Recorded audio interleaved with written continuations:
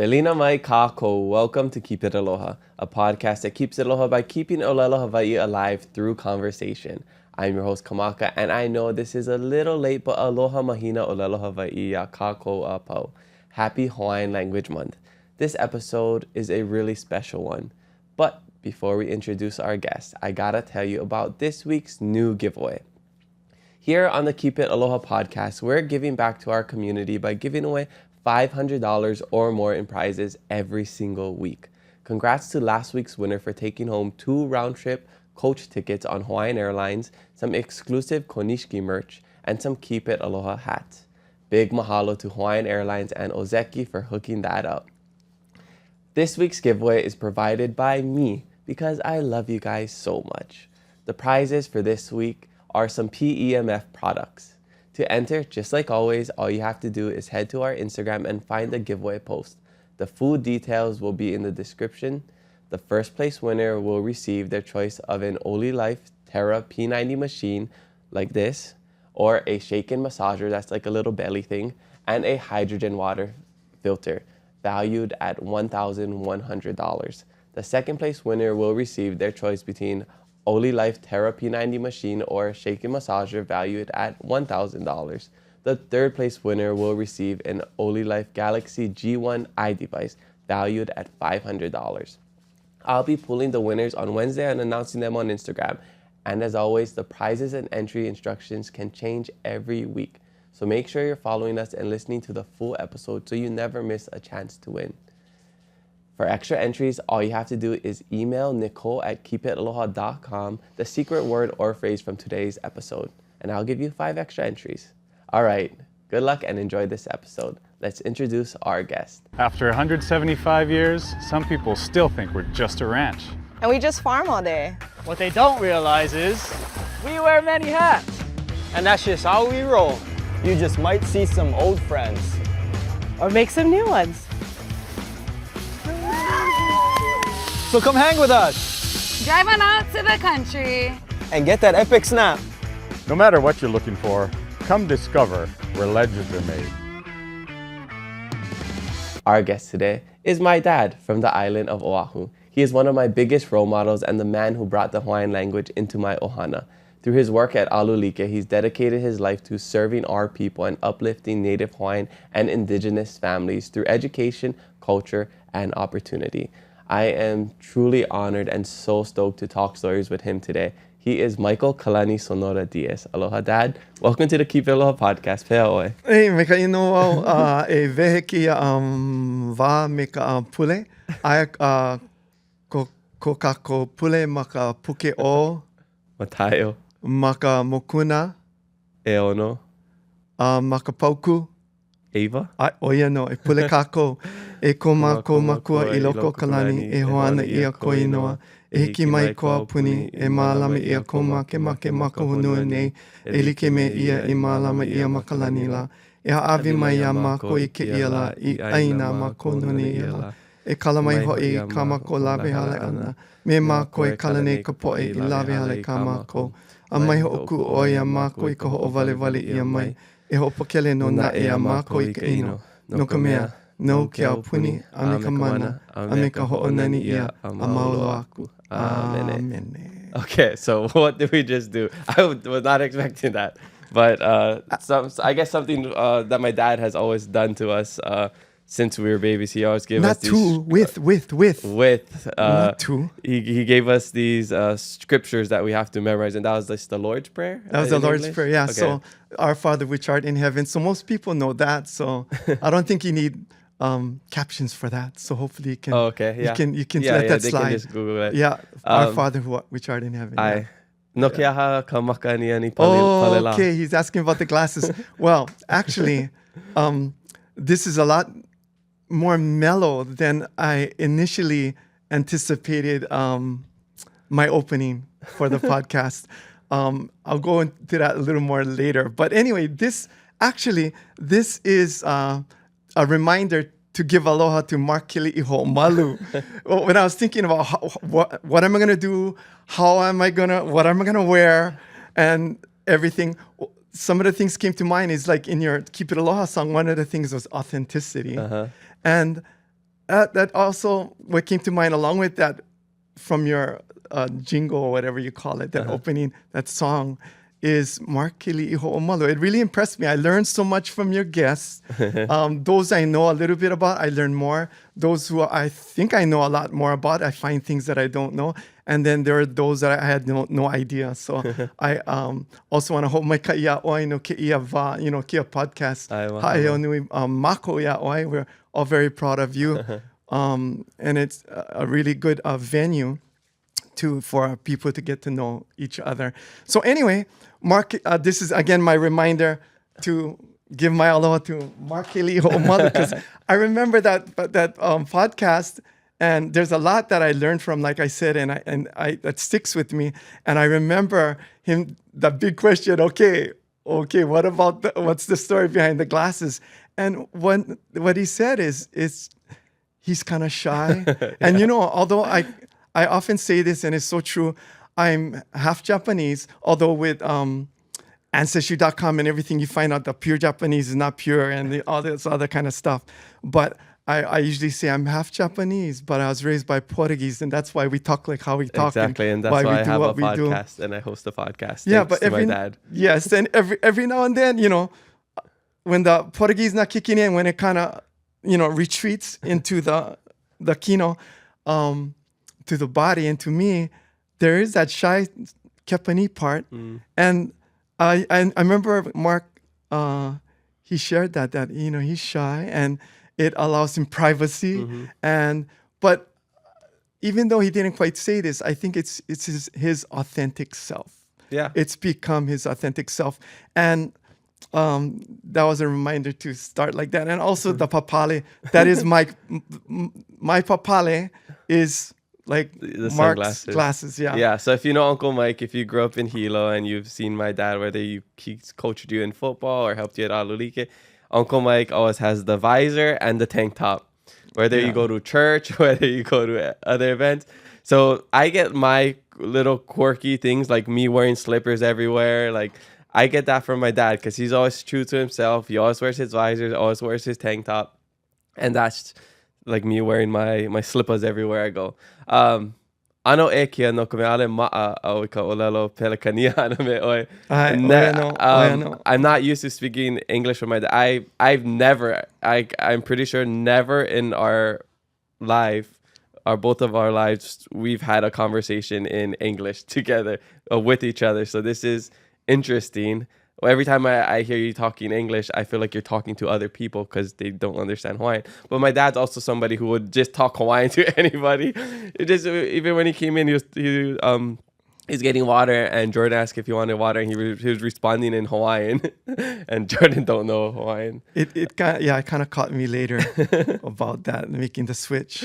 Yeah, so hiki ke olelo Hawai'i, lihi aka Nokia podcast kahualono olelo pelekania. Yeah, so a lot of times you're gonna hear hiki. Hiki is like like okay, hiki no can do.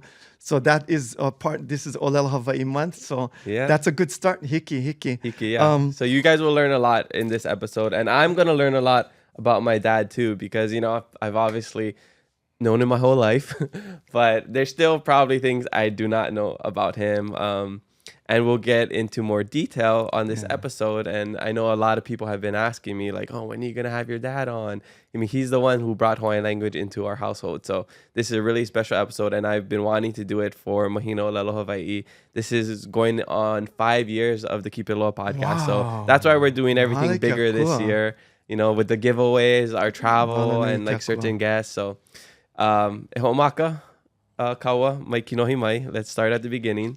Where are you from? Where you grad? And what was it like growing up? Okay. One thing, I don't know, Kamaka doesn't have this from me too much because I divert a lot. So I'm still stuck on the last part, talking about the visor. It also is nice for shade. And sometimes I do wear it backwards with my clients. If they're rocking a hat, I rock my hat too. Hey, all right. But if a lot of times I don't want my papale. But, and also, before, okay, you got to kind of, I'm sure you're such a good host, you're going to bring me and reel me back in. But another thing about the papale, at one time it used to be a regular hat. And then it transitioned at some point in time to visors. And I told Kamaka this, and this is my opportunity to have, like how he has his questions, you got to choose. So I keep saying, Kamaka, when are you going to have a Keep It Aloha visor? So I figured this is my opportunity now. So hopefully he can, I don't even know how to do it. I'm not as tech savvy as my son here. So hopefully he can do that question. How many of you would like Keep It Aloha visor? Help me out because I'm waiting for And that a dry fit visor. And dry fit shirts. Or tank top. Yes, or tank tops. So I'm sure he'll deal with that. Comment below if you want a visor Yes, or yes, tank yes. top. I'm working on it. I've been talking with our merch team. They don't have those. That's why we haven't been able to make one. I wanted to actually make one by the time you came on, but this happened so quickly that I didn't have time to plan it all. But eventually we will. So my hopopo. Okay, mekai. Okay, so let's revert it back. Where are you from? Where are you grad? And what was it like growing up? And again, my opportunity, you're gonna have to reel this back again. Because I figured I'd share Kamaka with him. This was nothing. This here, my tribute to Mark and memory was nothing from, when Kamaka invited me, I was kind of excited. That'd be nice. And I have my alter ego, and I think we're related to the brothers because his name is Silva, and we have a lot of ʻohana Silva de Silva, and even my wife Cheryl is a Silva, her maiden name, so we must be related. But I was gonna rock you remember when we went to pick you up from Auntie Rin in California? He had Kamaka had a Pop Warner game up in the mainland, and he was sick, so he ended up staying. The team came back, so I took me, Maikalani, and Leali'i. We went up to get you. My siblings. Yeah. And I think it was that time when my sister went to pick me up. I was rocking the brada wig, the bula the brada's wig and bula ia with the glasses and the fake teeth. Yeah. And I really, really, really wanted to come like that. And I was gonna say, introduce me, and then I'm gonna come out from the bathroom, but it wasn't meant to be. It wasn't meant to but, be. I mean, I even had some a little kind of scenario, a skit for to do for Mahina Olelo Hawaii. Oh. We can get into that later. Okay. Maybe you can remind me about what I was gonna do with the brother, because I think that would have been classic. But again, it wasn't meant to be. Maybe another time. Yeah, I guess. You just talk about whatever you want to talk about on this podcast. Who cares about my question? But my dad, that was one of his characters growing up. He'd always do the wig and the buck teeth. That like little thing you put in your mouth, and that was his like Halloween. That was his like he can talk more about it when he worked at Napono AL summer program. He would dress up like that. So I guess maybe that's where I get my confidence of. I mean, I've worn a dress more than once in my life for different occasions. So maybe that's where I get it from. That's probably something you didn't know, but actually, when I was younger, I did that too. See, I get it. He probably never even knew that, and of course, I wouldn't do it now. But actually, I did. I've been at ALU LIKE a long time, and I often say I've worked there 35 years from when I was 10. But now I realize that even if I try and my joke, still I'm old. If I worked there 35 years since I was 10, from when I was 10, I'm 45. It's still kind of old for maybe most of your audience. So now I have to try and figure out another way. But anyway, yes, I've been at ALU LIKE a long time, and one of the I think it was one of the Halloweens I actually went in a dress. So that's where I don't know if you comfortable. remember that, but anyway. Yeah. All right. So let's get to know you and why you are the way you are, and why I am the way I am. So for the third time. Okay. I think I'm ready. Where are you from? Malia paponovo nino makolelo Hawaii. Yeah, no. No hea mai oi. No honolulu mai au. Wo puka oi mai ke kula hea. Hiki no. A pehea ko wā kamali'i. O mahalo ya oi. Mahalo no ka nina Hawaii. So my name is Michael Kalani Sonoda Dias. That's not my legal name. It was part of it was at one time. So I think a lot of us when we're kids, we kind of just roll with it. We don't really understand things until we get older and we look back. But my name at birth was Michael Kalani Sonoda. And I was born in Honolulu. My mom is a 53 Hilo High School grad. She's a Viking. And she came here. My dad, George Sonoda, was a retired police officer. And this is kind of the new transition for my age joke. I say my dad just made 100 last year. He had me when he was 70. That works. That's a math joke. It's a math joke. Okay. But I'm not 30, obviously. Okay. I don't care too much for math, so. Oh, okay. Yeah, me too. I think that's same. But anyway, so yeah, my dad, George Sonoda, he made 100 last year. And I wasn't raised with my biological dad. And so the first 5 years until my mom was with our stepdad, Richard Leandro Dias, it was Michael Kalani Sonoda until then. And then he adopted us.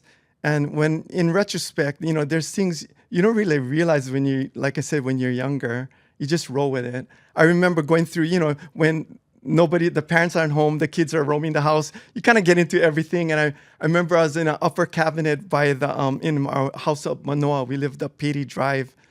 And we were kind of nosing around up there. I found Auntie Sharon's, I don't know if I should share that, but she had an extra finger, a little extra thumb. Oh, okay. Yeah. I didn't even know that.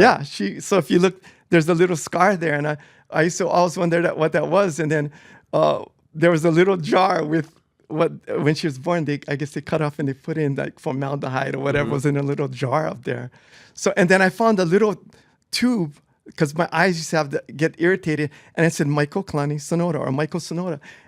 I didn't even think anything of it, but we just pretty much rolled with it. And as Michael Dias, and most people know me as Mike Dias, and even at Kaiser High School later where I attended. Although actually, I recently posted on my story. Did you see it? About all the schools that should have different names. No. I forget. I'm sorry for whoever it was that posted it. I was going to refresh my memory and give some props to you. But he did this song, Mr. Sancho Lee song, but he did it with the different schools. And so he was saying Kaiser High School is looking at all the names of people in our Hawaiian history that maybe were not really for the Kanaka Maoli, the most respected individuals to have schools named after them. And so Kaiser, he was saying, should be Mauna Lua High School. So anyway, later on, we went there, and I wasn't raised with my Sonoda family. Like I said, I was raised by Portuguese. Yeah. So I was very different. So I, at different points in throughout this podcast, I will drop a lot of names.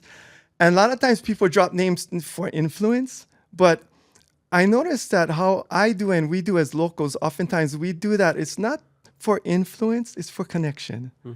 And there's a Hawaiian proverb that goes, I thought it was kolea aku ke kolea, kolea aku ke kolea. But when I tried to look it up, it's from the book of Mary Kavena Pukui's Olelo Noeau, and it had kolea aku ika ʻohana.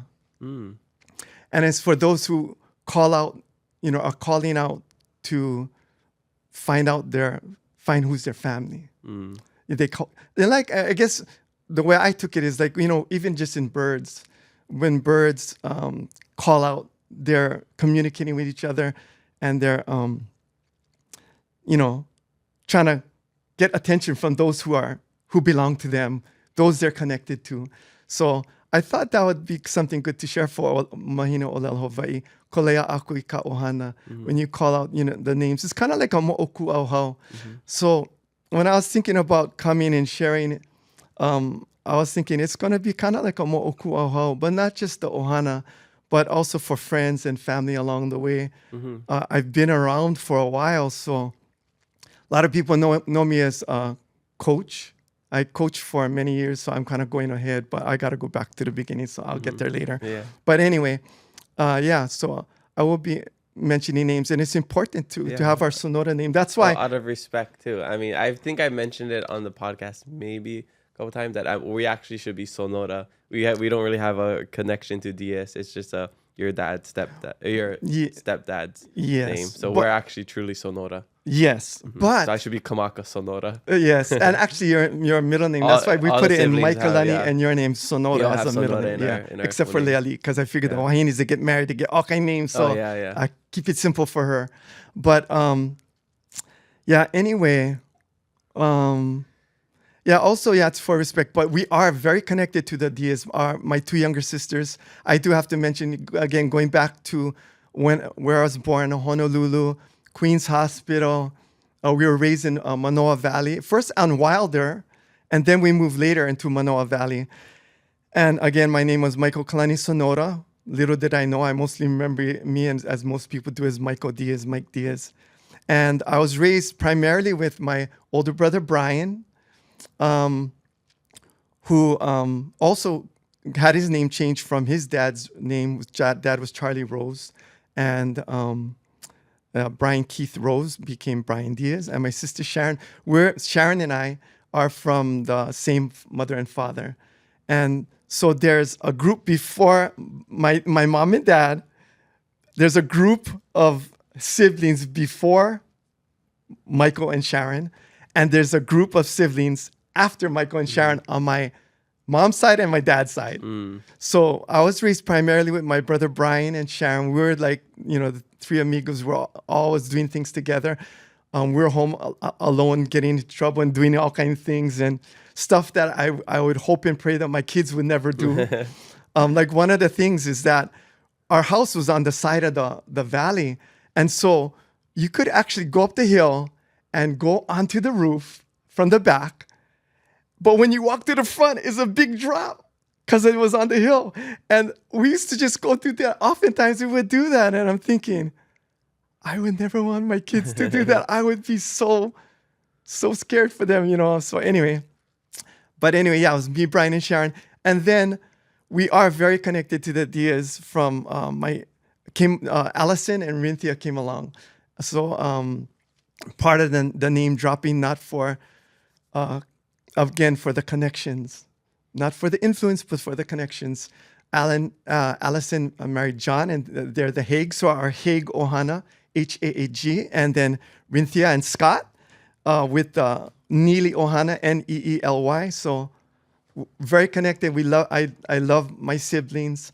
Brian, me, Sharon, Allison and Rini. Yeah. So we that need was like pretty a much whole, it. like a whiteboard or blackboard and with all like the strings and stuff. It can be very confusing. How we connect it. But I see the purpose a lot of times, of your mo'okuaho, because it really brings.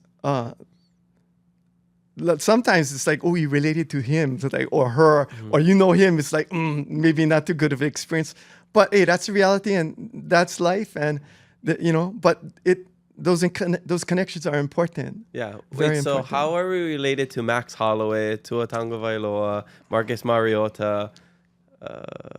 Who else am I missing? Somebody? Jason Momoa. Jason Momoa. Yeah. The Rock, even though we're not Samoan. Well, there's a lot of fence jumping, but we can't go into that in this Okay. podcast. Oh, So it's yeah, mehuna. Huna is hidden. Sorry, So that's can't tell you guys. Okay. another word for the month. Okay. Maybe another Huna. podcast. Yeah. Huna. Huna. Yeah. Write down Hidden. all these words. Yeah. Okay. So Okay. You can talk a little bit while I wet my whistle. all right. So I knew that you guys grew up in Manoa and then you ended up moving to Mauna Lua. This is before that Hawaii Kai boom and everything. So I know Grandma got a house over there in like the 70s, I believe. 1970, I think Yeah, it was. 1970s, and then you guys ended up going to Kaiser, which you ended up graduating from. Mauna Lua High. Mauna Lua High. But it was already like Shout out to the it was one who maybe did how that many song. like 10 Kaiser High School was established maybe like 10 years before, 20 years.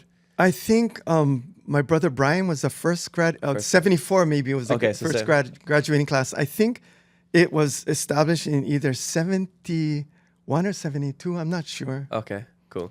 So, and then something that I learned from another guest was that it is only Hawaii Kai, not for like the ocean and the sea. It's for Hawaii Kaiser because Henry J. Kaiser was the developer that kind of developed Hawaii Kai and all the things over there. So the original name of that, Ahupua'a is Mauna Lua. Okay. Yeah. And I know you'll get me right back on track again, but I guess I'm still I'm still back in Manoa Valley. Okay, yeah. It was really awesome in Manoa Valley. And because my mom's from Hilo, we used to often go back. And really, if you go back and you live, for those of you who are in the back of Keawava, the Valley of Manoa, Keawava or Manoa, you know it's really a lot like Hilo. If you were to go live there in Manoa Valley and go to Hilo, it's very, very similar. And so I always felt really connected to Hilo, and it was wonderful growing up in Manoa. So we used to go back and forth, and I always felt like I would like to, go back there. And I always felt really connected there to our ʻohana back there. So anyway, I'll go a little bit into our ʻohana over there. But yeah, we were really connected to our Dias ʻohana too. I wanted to mention that. I remember up in Manoa Valley, I don't know if it was a housewarming or when my mom got married to our stepdad. And we're really, really, really connected. And the reason it's important to keep the Dias part in there is because we have a wonderful Dias ʻohana. We were very close. We used to often go to our Dias ʻohana in Ainahaina. I used to take you guys there before, every now and then, to visit Auntie Marie. Shout out to Auntie Marie, my late Uncle Joe, who passed away, was a World War II veteran and worked for the post office for many years. And their kids, cousin Marlene, cousin Miles. So shout out to their ʻohana. And we're not Dias. Uncle Richard was my stepdad, but they aren't my step ʻohana. They're ʻohana. They're we're not always by blood, but we're just ʻohana. Yeah, we're ʻohana. ʻohana, like on my shirt. Yep. Available now on keepitaloha.com. So we do have some important connections there on Dias. And before with ho'okama, the Hawaiian adoption, they're really related. I mean, it's as close as blood. So yeah, that's why I want to be sure to mention that. But anyway, up there, I don't know what event it was, but I remember, and Auntie Marie, I think she's like 105 or 106 years old. And wow, it's amazing. But I remember her carrying me. I was a young boy, and I remember her actually carrying me. And that's one of my vivid memories. And because it would rain a lot, we'd often be playing, me and my brother guys, we'd be playing hide and seek. And Sharon too, but all of us, we would play that. And rotten guava fights. The green guavas would hurt more. Yeah. But yeah, that, riding our bikes there, and walking to school at Manoa Elementary, where my Dia's dad was very close to the Tevis ʻohana. So aloha aku, ke aloha, kahea aloha aku ya oko e ka ʻohana Tevis. So I want to also, give my aloha to the ʻohana Tevis. They were very instrumental in our lives.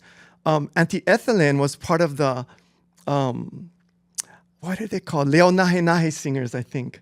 And they're the ones that do those classic Christmas songs that I often use. One of them I used to always sing, and I still do to this day. Mele kaliki makaya kako ine ia la hau oli la hanau oka haku ke kihiva hiva ke akua. That was from her. And we'd play that album at Christmas time.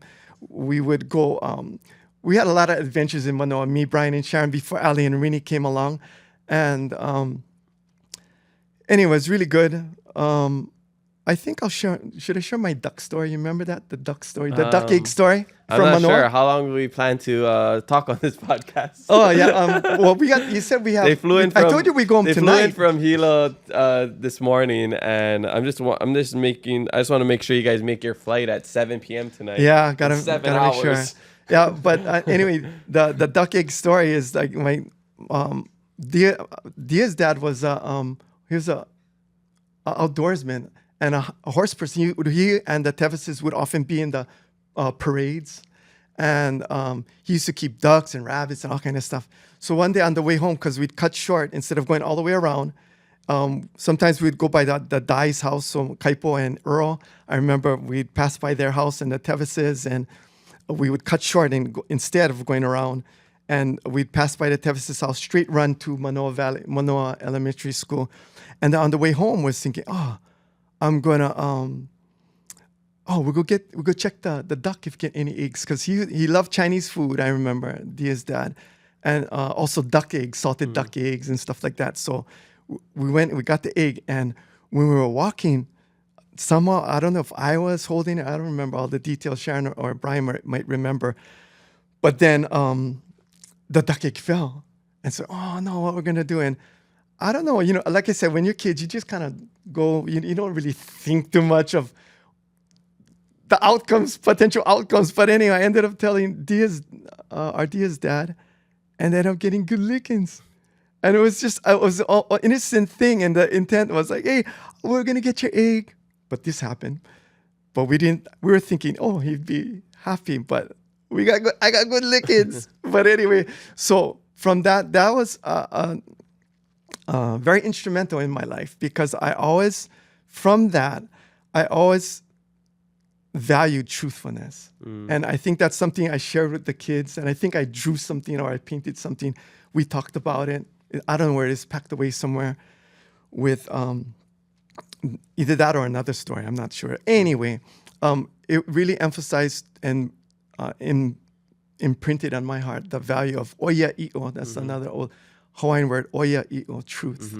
And so I always told the kids, I don't know if you remember me saying, no matter what, even if it's not good, just tell the truth. It's so important. I remember you got the truth out of me that one time. We have an old house video of me with gum in my hair and my dad trying to take it out with peanut butter. And he's asking like, "ʻohana o kia ya iho?" Like, you did it to yourself. Yeah. And I'm like,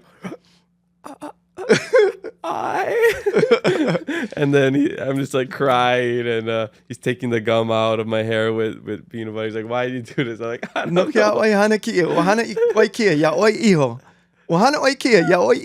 you do this to yourself? And then his expressions were classic. It was like, I'll see if I can find that video and post it whenever this episode comes out. The Kamaka's gummy hair. Yeah, that was a classic video. But all right, so just kind of moving forward from that, so we can get into the Aloha Hawaii stuff, because I know people are super interested in that. You ended up going to Kaiser. I know you had different times. My dad, from what I hear, is totally different than what he was right now. He was a little troublemaker. He was also really skinny, and he wasn't as buff as he is right now. He's the most buff guy in my whole family right now. And he's like way older than us. Like way older. Yeah, way older. Way older. But okay, so let's talk about your time at Kaiser and then how you ended up, learning Aloha Hawaii. Well, and actually I'm heading there, but I do have to reflect back to Manoa, because growing up, like, there's pockets of, I'm going to talk about my Auntie Leafy later, Auntie Leafy. And shout out to the Pratt and Ha'o ʻohana. But very influential in my ʻōlelo Hawaii. But going back, also I do have to mention our Sonoda ʻohana. My older sister Kathleen, God is so good, and it's going to come up along the way when I share about some scriptures, but there's a scripture says I recently spoke out, also aloha out to the Hilo High School Vikings Fellowship of Christian Athletes group, and for Matt Masuyama and Brad Tamashiro, my workout buddy in the morning on Wednesdays. We're speaking there, and I shared this scripture. It says, "When my father and mother forsake me, the Lord will take me in." And there's a lot of people who are, the home situation, it varies. A lot of people, especially nowadays, it's hard. A lot of people are either single parent households or mixed households, And for, like I said, although I had my biological father and I had my stepfather, my stepfather, Dia's dad, he died when I was 9. That's how I remember things. He died, and I guess because of the insurance and some of the financial kokua that my mom was getting, we were able to move to Maunalua. And that's how I remember it's easy. I was 60 born, so 69, and then he passed. So 70, we were 70 or 71. I know we were out Manini Holo Street already. But anyway, our Sonoda ʻohana, there's 10 of us kids all together. So I'm going to it's important for us, I think, to mention in respect to them, my sister Kathleen, and, I just caught myself. What that scripture was, like how God was also faithful to be that dad to me that I never had. Because even though, again, I had my biological dad, I wasn't raised with him. So most of my life, those formative years out Kaiser, and, we were, it was a single parent household with my Auntie Marlene. And so all the other aunties, it's auntie something, but auntie was all just auntie. She was just auntie, it wasn't Auntie Marlene. Because she and my mom, they were our world. They were the ones, our guardians, our protectors, our providers. So, but even though there was this whole bunch of us out there that I never knew, and the reason that desire in my heart was always to know the rest of my ʻohana. I appreciate it. I love my Dias ʻohana, cousin Marlene, Miles, Auntie Marie, etc., Uncle Joe, and all their kids and grandkids now. And also my siblings, Brian, Uncle Brian, Sharon, Allison and Rinthia. But it was a desire in my heart to get to know my Sonoda side better. And over the years, he's been faithful to do that. There's so many things that I needed from a dad that my dad, our Makualani, provided for me. And he's proven faithful again and again. So I told them at that group just a week or two ago, I said, no matter what your situation is at home, even if you do have your parents, how many of you feel sometimes your parents forsake you? And you probably felt like that too. You felt forsaken. And be assured, there is a Makualani who will always be there for you. And he is there for you. And he was for me. And one of those desires was to know my Sonoda ʻohana. And so now, thank God, I know my sister Kathleen, Aloha, and my brother Roland passed, Roland Sonoda, Harry Sonoda. One of the guests was here before. I was thinking, when I watched your podcast, I was thinking, they probably knew Harry, because he was the musician that was kind of like a protege to Don Ho. And he was kind of known out there. I was surprised at his funeral, his celebration of life out by the Dukanamoku statue out. You were there, I think, yeah? You and Micah. I don't remember. We paddled out to disperse his ashes, and for Roland too. Brother Roland and Brother Harry passed already. And I was surprised, again, to see the connections, because not Kapono, but Cecilio was there. And he shared how my brother, had such a warm heart. And although I never really got to know him that well, he did come to Mauna Lua High School one time. He did a assembly. He played some music, and he called me and Sharon out later. And that's the only time I ever met him that I can recall. Wasn't Paula Funga at one of our family's funeral or something? Yeah, she's connected. Come to find out, my Auntie Dutchie, which is the group. There's a group of 4 prior to me and Sharon with ʻohana Spencers, Auntie Dutchie Spencer.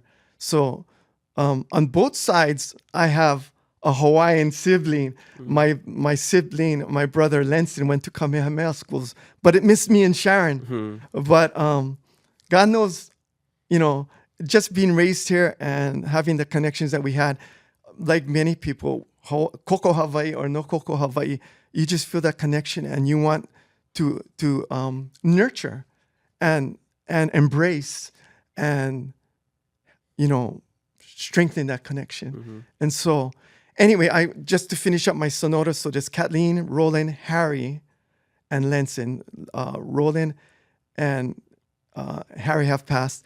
And then again, like I mentioned, that Kapono was there, Cecilio, and he was saying how our brother Harry took him in at one time when he was down. He was a good brother to him. And then when Roland, we went out to take Roland's ashes, and this is a lot of the old school connections.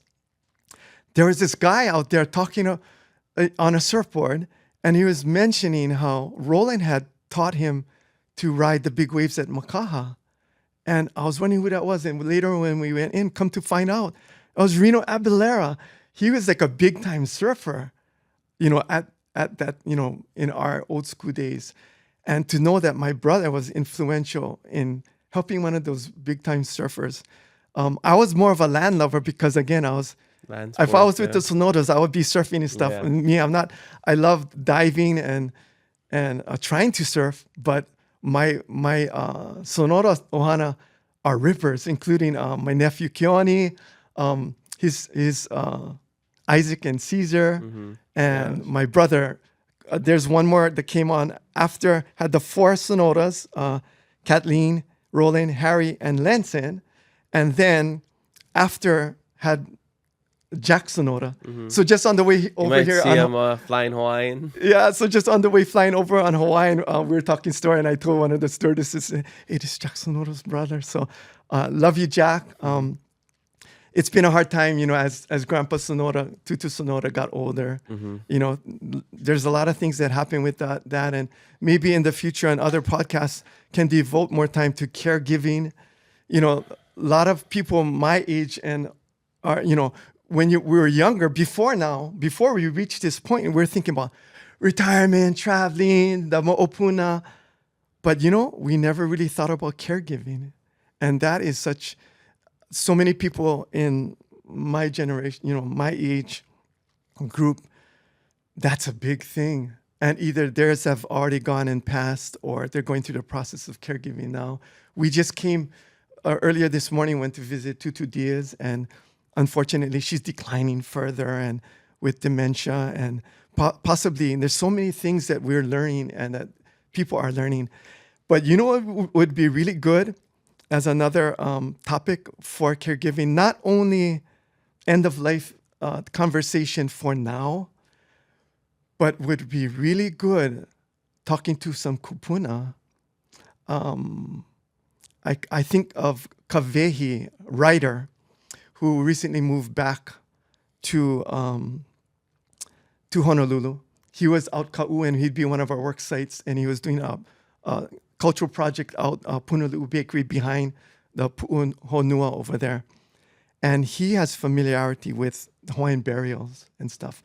But it would be really good to hear, because caregiving, it's not a new thing. Everybody always had to take care of their elderly, but how? Now that it's upon us, it's like, how in the world? So it would be a good topic to look at both current modern caregiving and end of life, burial and everything like that, and the ancient. Yeah.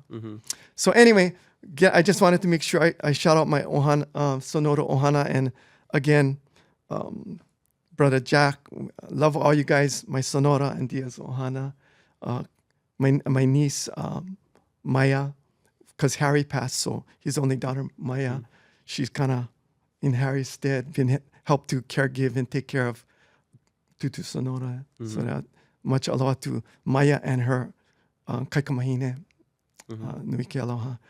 So yeah, but growing up in Manoa, and at that time, I always remember, and now that you know the family background, I didn't have the Hawaiian, but I always wondered if I was, And I remember even asking my mom, and I would ask her, and she said, "You're Hawaiian in your heart, Tutu Dias." And, the extent of my Hawaiian was Dan Ho. Tiny bubbles, uali'i, in the wine, ika waina, make me happy, hau'oli, make me feel fine, ika wa'au inu. I never really understood what it meant, but I knew the words. And now that I am older and I olelo now, now I understand. But that was the extent of my olelo Hawaii. There's certain pockets like Brother Benson Kamau, who shared with me, about his upbringing in Kalapana, as well as Auntie Leafy. And he and Auntie Leafy grew up in the same area. Besides those few pockets, and with Keauni Smith and how he grew up, most of the locals, Kama'ainas, that was the extent of our Olelo Hawaii was songs, like from Don Ho and Alfred Apaka and other, Hapa Haole songs. So that was it. But when we moved to Mauna Lua, that was a significant time. And it was a significant and enjoyable time in growing up in Manoa. There were some hard times with our upbringing. You know, for those with step parents, you know, it can be difficult sometimes. So it was a difficult time. I wouldn't know. I have great step parents. Thank God. Thank God. Well, and cool. and again, that's because of that scripture in Psalm 27. I don't remember the exact verse, but where the one I mentioned earlier, when my father and mother forsake me, the Lord shall take me in.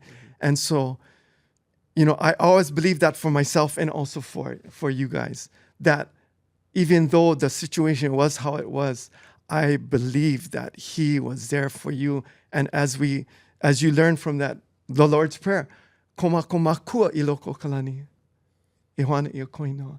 And I just knew that he had you. He has you covered. When you guys are there, he has you. When you are with me, he has you.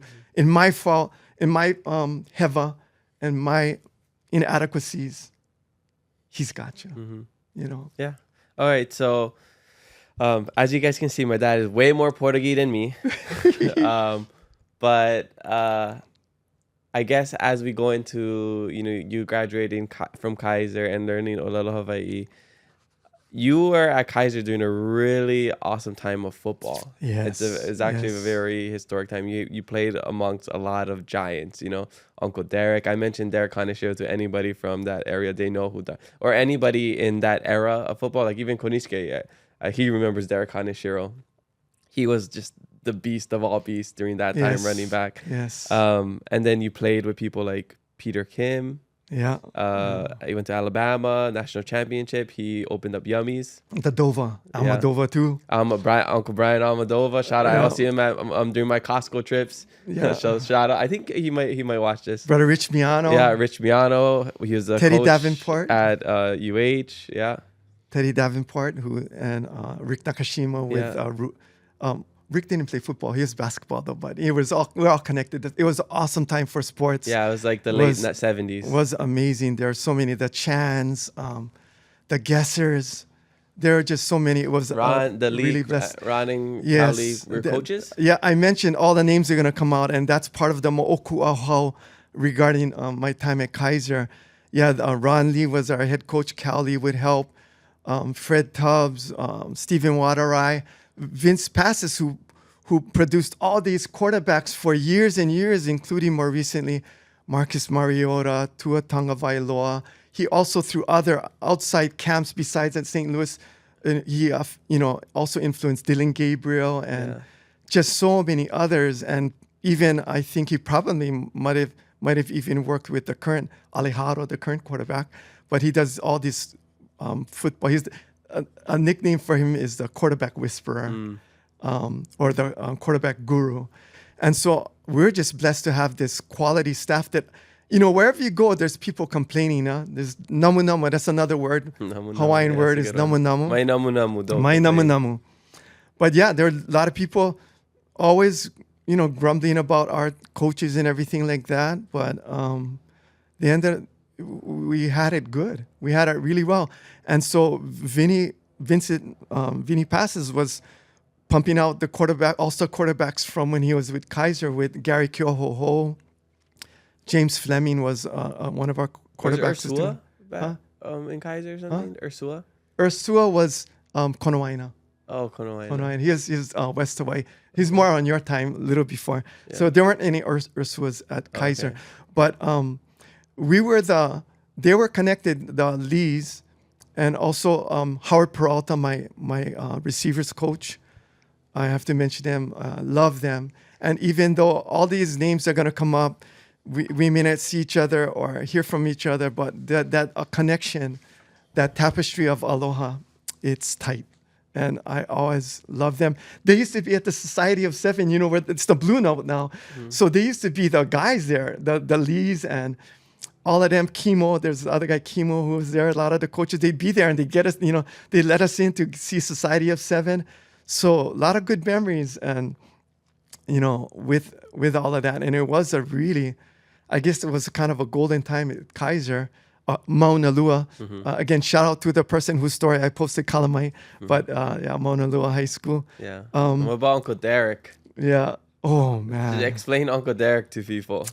If you're around my dad's age, and you're watching this, you probably know. Yeah. But well, and also I'm gonna talk about me and how and going back, reflecting about how I ended up dressing like I'm dressing and with the Aloha to Markili Ho'omalu. You know, before we were lifters. We weren't bodybuilders. We were lifters, power lifters, and training for sports. And I think that's something the Lees instilled and took to St. Louis when they moved there. But we wouldn't wear tank tops. We would wear baggy clothes and very humble. Pump covers. That's yeah. what they call When it you these lift, days. it's not and like all these noise. No, the only thing you hear making noise are the plates. You don't hear people groaning and grunting and everything like that. It was very low key, very humble. But with Mark and also with Keakua and my getting to know the Lord better, it got me to be a little more relaxed and just accepting and being who I am and being comfortable. And the reason I dress like this too is going to come up a little bit later with the condition I have. But I'm kind of paranoid and afraid of getting hot. And that's why I kind of wore, because I don't know if from the light I'd be hot. I brought this just in case I'm getting cold. It's getting a little nippy. But so I may put it on after the shishi or doodle break. Yeah, depends. Thanks, Mike, for the little extra twist of the shishi or doodle. You gotta make. Cannot discriminate. Yeah, cannot discriminate. We're open to everything. Whether you want to take a shishi break or doodle break, we do not judge. Yeah. So thank you, Mike. Yeah. Magic Mike. All right. But so yeah, maybe I'll put this on then. Maybe I'll turn my hat backwards or take it off. But anyway, yeah, it was very humble, very low key, and we wouldn't dress like this, you know. Everything would be covered up. But I think now also, hey, I'm an old man, so give me a break, you know. I'm gonna wear the clothes I want to wear, whatever. But anyway, it was an amazing time. And another thing I told the Fellowship of Christian Athletes out in Hilo when I spoke with them, the Vikings, shout out to the Vikings. I said, how many of you have parents or guardians, aunties and uncles? You know, how many of you were able to play organized sports before high school? And many people today, they play organized sports. But again, kind of reflecting back to Manoa, and I shout out also to Egan and Noah. I'd like to meet a lot of these people like Mark and Egan, but I feel like I know you from your podcast and your presence on social media. So that's one good thing about social media. But I remember Egan, I don't know if he's from Manoa or he mentioned Manoa and playing baseball, and I think his son plays baseball too. And I don't know if it's for Manoa guys too, but being raised in Manoa Valley, I remember I used to always see the guys practicing when I'd walk home. And I thought that was so cool. And I always had an interest in sports, but I never knew how that happened. And so I really didn't play organized sports until into high school. And I had to beg my mom to do the physical form, the paperwork and stuff. And so I told them, how many of you have parents or guardians that signed you up? I said, you need to thank them, because growing up, and then after my father died, well, when I was younger, before he passed, and my stepdad, and then afterwards, nobody signed me up for baseball or anything, you know? And so I told them, I'm and another question to ask you, would you rather be a all-star on a junk team or a backup on a awesome team? And we were so fortunate. Whoever was on our team, from starter to backup to practice person to managers, it was special. Especially our senior year was our first. I think that was our first Mauna Lua's school's first football championship. But anyway, yeah, it's important. I noticed that those had played Pop Warner, they were like Derek and Kevin Agena, Brian Amadova, all these guys, Paul Spinney, all these other players that were way ahead of me. They played Pop Warner. I never did. So I basically practiced and trained for 3 years before I could break the starting lineup and be the starting left side in on undefeated team. And at several times during the that year, we were ranked number 1, including at the end of our season when we took the Honolulu District Championship, and we won because of a fake draw to Derek, and they just swarmed on him. These I love the Samoans, and I learned a lot of good Samoan over the years. So I know Farrington got a lot of Uso Samoa.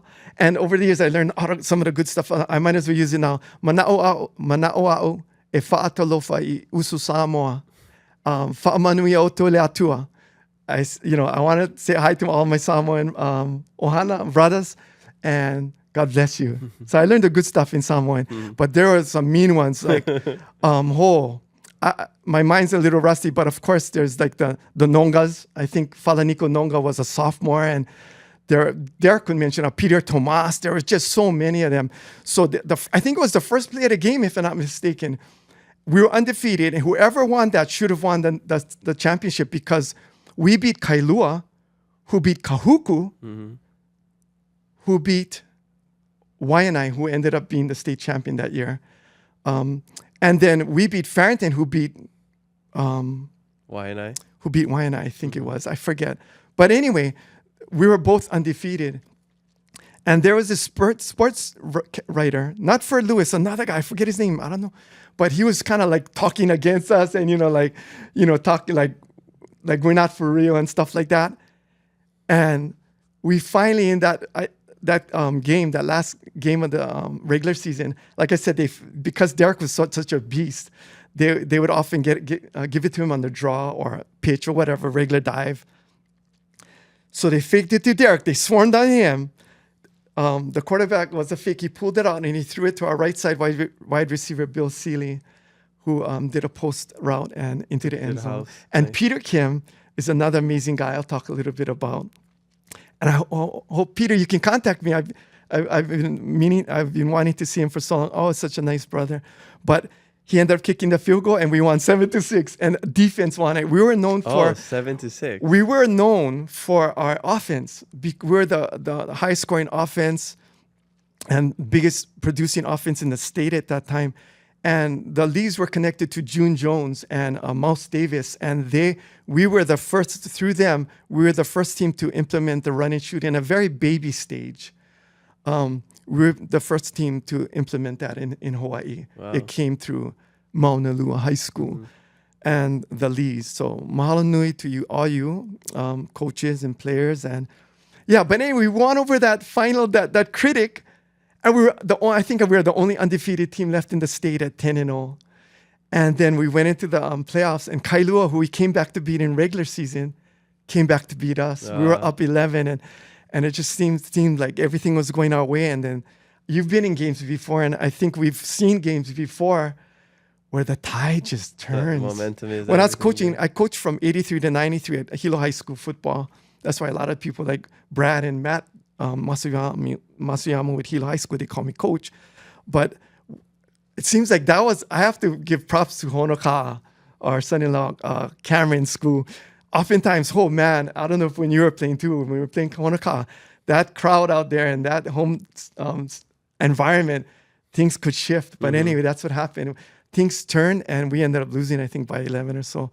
So we ended up 11-1, kind of like how Rams or one of these late-going teams, they had this great record, and they ended up losing a significant one. But yeah, it was a great time. It was very exciting. We won over that guy, and then we ended up losing. But it started from there, and the next year they got the next level of championship. I think it was the ʻoahu championship or the ʻoahu East. We got the Honolulu district. The next year they got the East championship, and then the year they took state, they took the ʻoahu over Kahuku, and then they beat. I think they beat Kamehameha with Boyd Yap guys and Richie Miano. Eddie Kakalio is a quarterback. I just seen him recently. Sorry, brother, I'm forgetting your last name. He was the top, one of the top receivers, and he ended up taking the prep bowl after that. So it started with before us, Scott Chan, and they're setting the foundation. The Chans and Scott Long guys setting the foundation for us. The Safaris, etc., Masutanis, their Uncle Les's older brother Guy. They set the foundation. We ended up taking it. Honolulu District beat Farrington. Also, a lot of people remember that was the year because our bus was stoned, and our good friend Randy Cheng's brother Vernon was injured in his head. Oh, so wow. yeah, there's a lot of stuff. They threw rocks at your bus? It was a band. I don't know if it was the band or the spectator, the school bus, but we were ahead already. We left and we heard about it on the radio. We were hearing about it that was happening at Aloha Stadium. And, again, a blessed time too. We would have crowds like 10 to 17, 18, 20,000. I think our most was maybe 17,000. But, I mean, along the way, it maybe grew even more when they were at St. Louis and other Kahuku and all those rivalries. But yeah, to play as much as we played in the Honolulu Stadium, that was pretty awesome too. Yeah. And Joe Moore, I don't know if Joe Moore remembers this, but I remember because we didn't have social media. So we wouldn't be checking social media after the games. The morning, we were checking the newspaper, we're reading the newspaper, and we're watching the news. And I remember Joe Moore saying that he'd have highlights of us because that year, we were, like I said, we were really good. And he would talk about how Derek was his favorite player, running back. It would be good if we can somehow, Joe Moore, if you can help us get those old tapes and digitize it, that would be awesome. Yeah, I got to get Joe Moore on the podcast first. One of my few highlights was, I remember, and nobody would know it was me, but I knew it was me because I forget what game it was in the stadium. And I remember it was an option where if the inside slot, if he goes flag, I go out. I do an out. So I end up doing an out, and the ball was way out there. So I dove and I caught it. But when I saw the replay, it actually showed me bouncing off the turf. It wasn't the kind of turf you have nowadays. I think the turf now is softer, but it was a solid surface. But I remember bouncing off and that. But yeah. Good times, great memories. That's why a little hard time in the head. Yeah. Yeah, actually, maybe. Actually, that's another big old time memory is sham battle. I got more dings to my head. I'm fortunate, thank God. I had more dings to my head playing sham battle, running backwards, tripping, falling, and cranking my head on the asphalt. I remember that more so. Sham battle was so fun. I haven't done that in a while. I think I only did that in high school maybe. Yeah. But okay, so lavam noka kini popo peku. Let's move on to after Kaiser. You graduated, and what did you want to do after graduating? Did you have any aspirations to I don't know, play sports in college, or yes. Do have a different career? What happened? And then again, we'll go into your learning Aloha Hawaii before taking shishi break. Okay. Excellent question. But again, before I leave, I have to mention though that we had a really good baseball team, and we also had a good basketball team with Stephen Pratt guys, and we had an awesome wrestling team. And because I cannot leave without addressing your question about Uncle Derek. So we ended up taking, I think, third in the state our junior year, and our senior year we were first in the state. I qualified both times, but my mind, when I look back now, if I was stronger with the Lord and I had more support with a makua, not only a makua lani, but a makua in my life more involved, probably would have been better, because I have to admit that I did give up at times with wrestling. Football is my love. I was a lunchtime and recess athlete because I didn't have organized sports, and I love football. So a lot of times I wouldn't even be out for wrestling, and they're having all this preseason, going traveling, postseason, going Koreas. Only now, just my best friend, my wife, Cheryl, we just got our passports. First time ever. We had opportunities before with wrestling team. Shout out to Mr. Kim. He passed now. But all the wrestling team, Mike Kim, all of my wrestling teammates, they would go Korea, they go Japan. I'm staying home, hanging out with my football friends, going moss sliding up in the valley by Uncle Les Guy's house, Haione, going beach. Anyway, I'd rather do that. I'm just a homeboy, but only now we got our passports after all these years and hope to visit Japan. But our wrestling team was awesome, and Mr. Kim was such a great coach. One of the funny things I remember is that he was a funny and witty guy too. And I remember on the ceiling where we would practice, he had signs, if you can read this, you're in trouble because you're on your back getting pinned, right? Or you needed to get off your back. But anyway, we had an awesome team. Derek was the captain with Willie Kamakana. They ended up getting transitioning into where you were trying to lead me up to, aspirations leaving high school. They had scholarship for wrestling. And that's why I ended up going to UNLV. I'll go into that a little bit later, but just to talk about another best friend, Derek Kanashiro, one of my all-time best friends. You ever have a friend that maybe sometimes you're just with, and you're just with them. You don't have to talk about much, but you just know they got you. They get you. And that's Derek for me.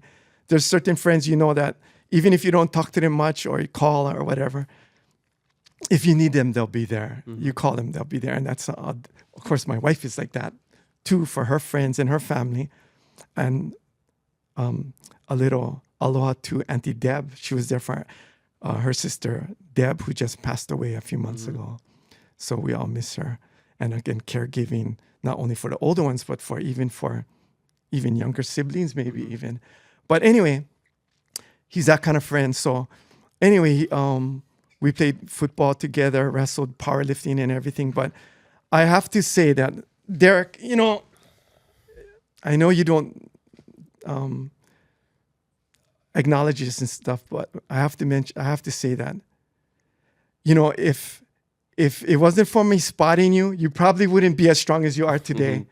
Or not for that, but you actually spotting me, because when you probably had most of the weight. When you were spotting me for bench, I think you were actually doing his arms, and when he's doing spotting for press or anything, that's how I made it. He came strong from spotting me, I think. But anyway, he was an animal, and those are the days before steroids. And I always show friends this. I say, look at some old pictures. I took some pictures from our scrapbook and stuff, and it's like like a superhero, those superhero characters. They're all muscled out. I've never seen anybody like that in high school. I never have. And I think anybody who knows Derek thinks the same thing. Even our shout out to our Kenui ʻohana, our Kahuku family. They remember Derek as well, and they used to call him the bear. But some people, they're even through powerlifting, some people, they just got the gift. They just got something in them. They don't look strong, but they're just like doing double their body weight in bench and everything. But Derek had everything.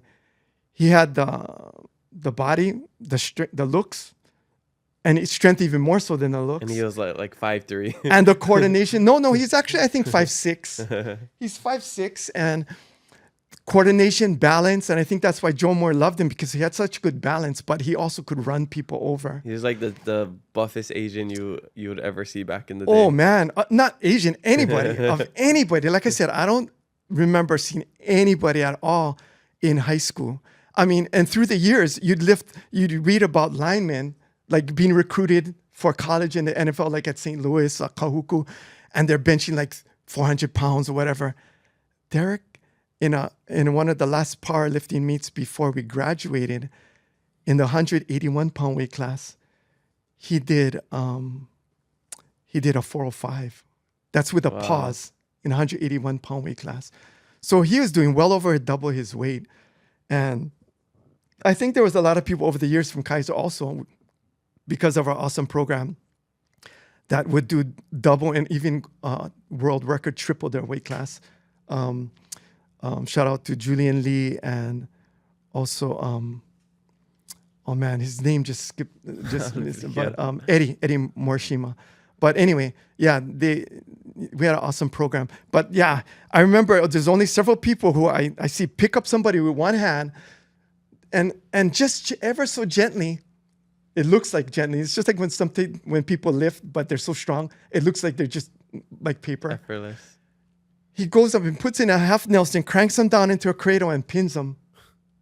Just like that. Dwayne Agena and his brother Kevin Agena was our classmate. Dwayne was a little younger. Those two guys, I remember seeing them doing that.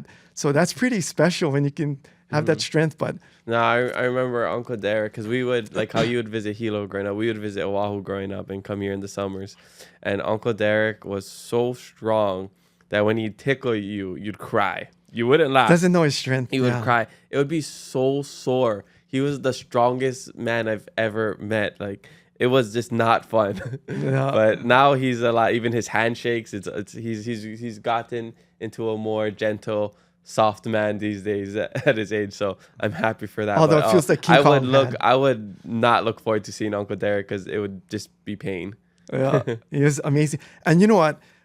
With the run and shoot, that back position is so critical. I mean, you have to be a stud to be there. And so a lot of our success offensively, even if we didn't give it to him, was because of him. And but you know what's so funny? A lot of running backs, they're good linebackers, and vice versa. And so he actually was an awesome linebacker. You know, some games you just throw in, you know, like you want to, for whatever reason, you want to play kick instead of kicker, you want to go play quarterback or whatever, which you did when you were Pop Warner. I remember that was good fun. But they threw him linebacker one time. I remember he intercepted a ball and raced everybody and for a touchdown, and he didn't even play that position. They just threw him in for I don't know if we were ahead or there was a little time left or if he was bugging them. Yeah. But I remember that too. He was an awesome athlete. And maybe Joe Moore remembers him. Maybe one day he can come on or you can talk to him. Ask about their kind of show. Yeah. All right. So now going to transition into your after high school.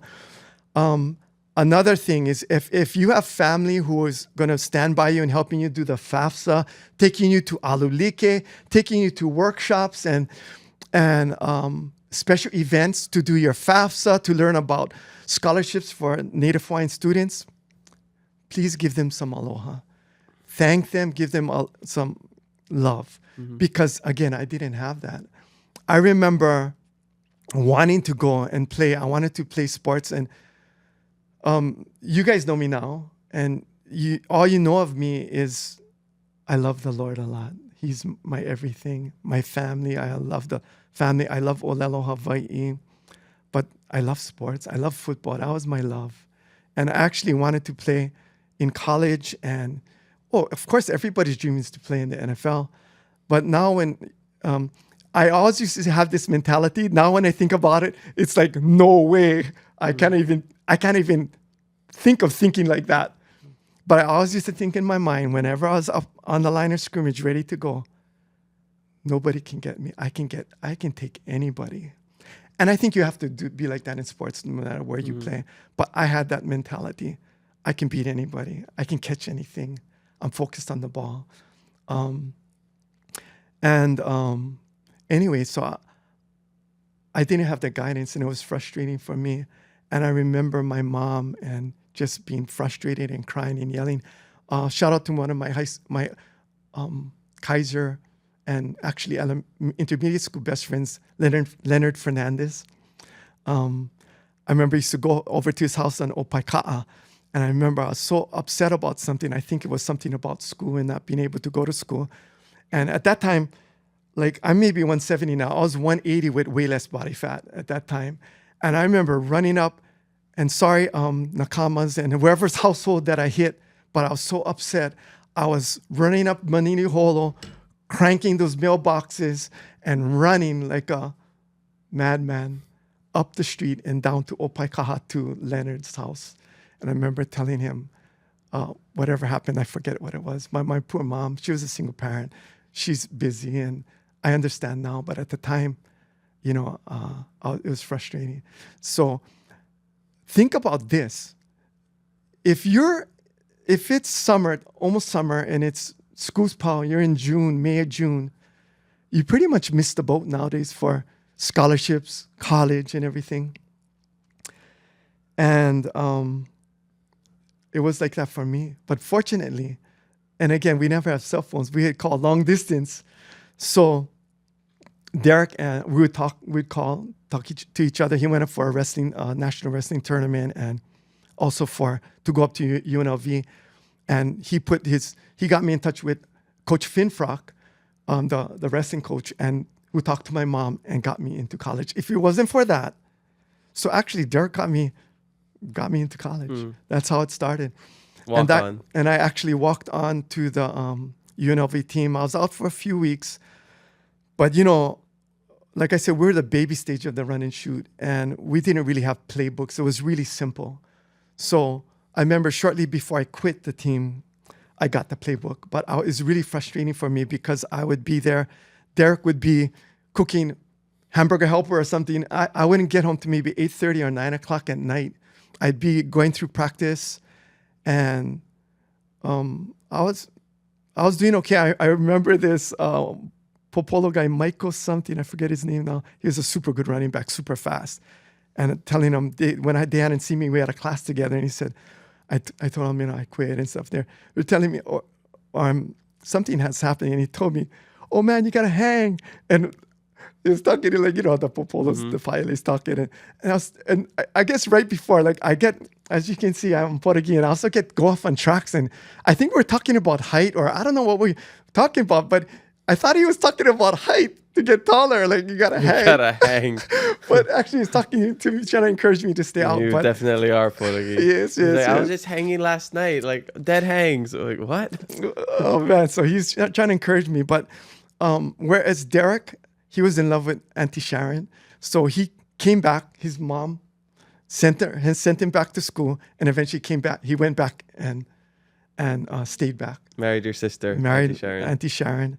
Yeah. And I don't know what happened to Willie Kamakana, but he was awesome. He's actually from Punho. A lot of guys teach Mauna Lua High School because we get those who get kicked out of private schools. So Willie Kamakana was at Punho with Tuine guys. And I don't know if that's Tuine Tumua's dad or the uncle. Or his uncle. But anyway, he got kicked out of Punho, and he helped our wrestling team, not the football. And then later when we had the prepo was with Miano guys, was with Boyd Yap from Kamehameha schools, tearing it up till he got kicked out.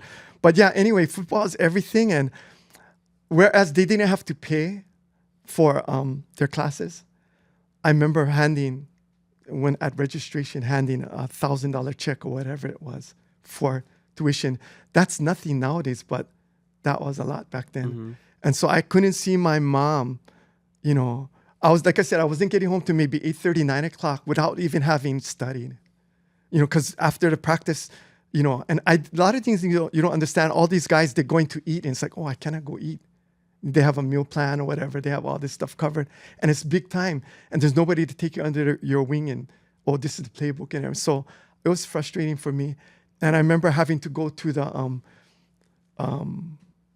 what do you call that? Scouting. They would watch, wasn't videos, that was film. So we have to watch film on the opposing team, and I wouldn't get home, till late, and it was frustrating. I remember one time, a significant point in time when I decided I needed to quit. I remember walking in the dark from the scouting room, walking across the street from the campus to where we were staying, and just seeing a brick, the tile brick, and it just whipping it to the ground, just crying and being frustrated that, I don't think this is for me. So I quit. I was going to walk on. I was training with Richard Miano and Brian Amadova to walk on at UH later. But then I tore a muscle. Doing, again, you guys, so thankful for the technology, even with sports medicine. I didn't know better. I kept just pushing through and tearing it more, and it was, by the time time for walk-ons to go, I couldn't do it. Yeah, but sometimes it's for the best. I probably would have been worse, because thank God I never get any concussions in football until later. Yeah. When I was coaching this, I call it an alumni league, but some people call it semi-pro, and I ended up suiting up, and one of the safeties came across. They threw me a pass on the out, like a fade. And I ended up catching it, and I caught it. But man, that safety came across and rang my bell. And I remember my vision got distorted. That's the only football concussion I remember. Wow. Okay, so before we get into the next stuff and the social media questions, I gotta take a shishi break because we're going way too long. Because you are indeed Portuguese. Yes. We'll be right back. All right, we're back from a quick shishi break. I just had to scold my dad and nuku him. That's another Hawaiian word, scold. Be like, Dad, we gotta get on with it. We gotta keep talking about like the Hawaiian stuff. I felt like I was at a grocery store growing up, waiting for my dad to stop talking to whoever he sees. That's how I was growing up. It's like we go to the grocery store and he sees somebody and we're like waiting there forever. Like we could be tired after a game. We could be just like after school, we just want to go home and he's just like talking for hours. It felt like to like somebody that he knows at the grocery store. Like, okay, Dad, lava, we gotta go. Oh, that's a good word. Lava. Yes. Lava. Another Enough. Lava. If you rewind this, you've heard me say, okay, Dad, lava. Lava. He did not listen. Yes. Kalamai. That's Portuguese- another good word. Kalamai. Kalamai, sorry. Portuguese, I would say we're good talkers. We're not the best listeners. What was that again? Exactly. All right. So I do have social media questions, but we haven't even left the 70s yet.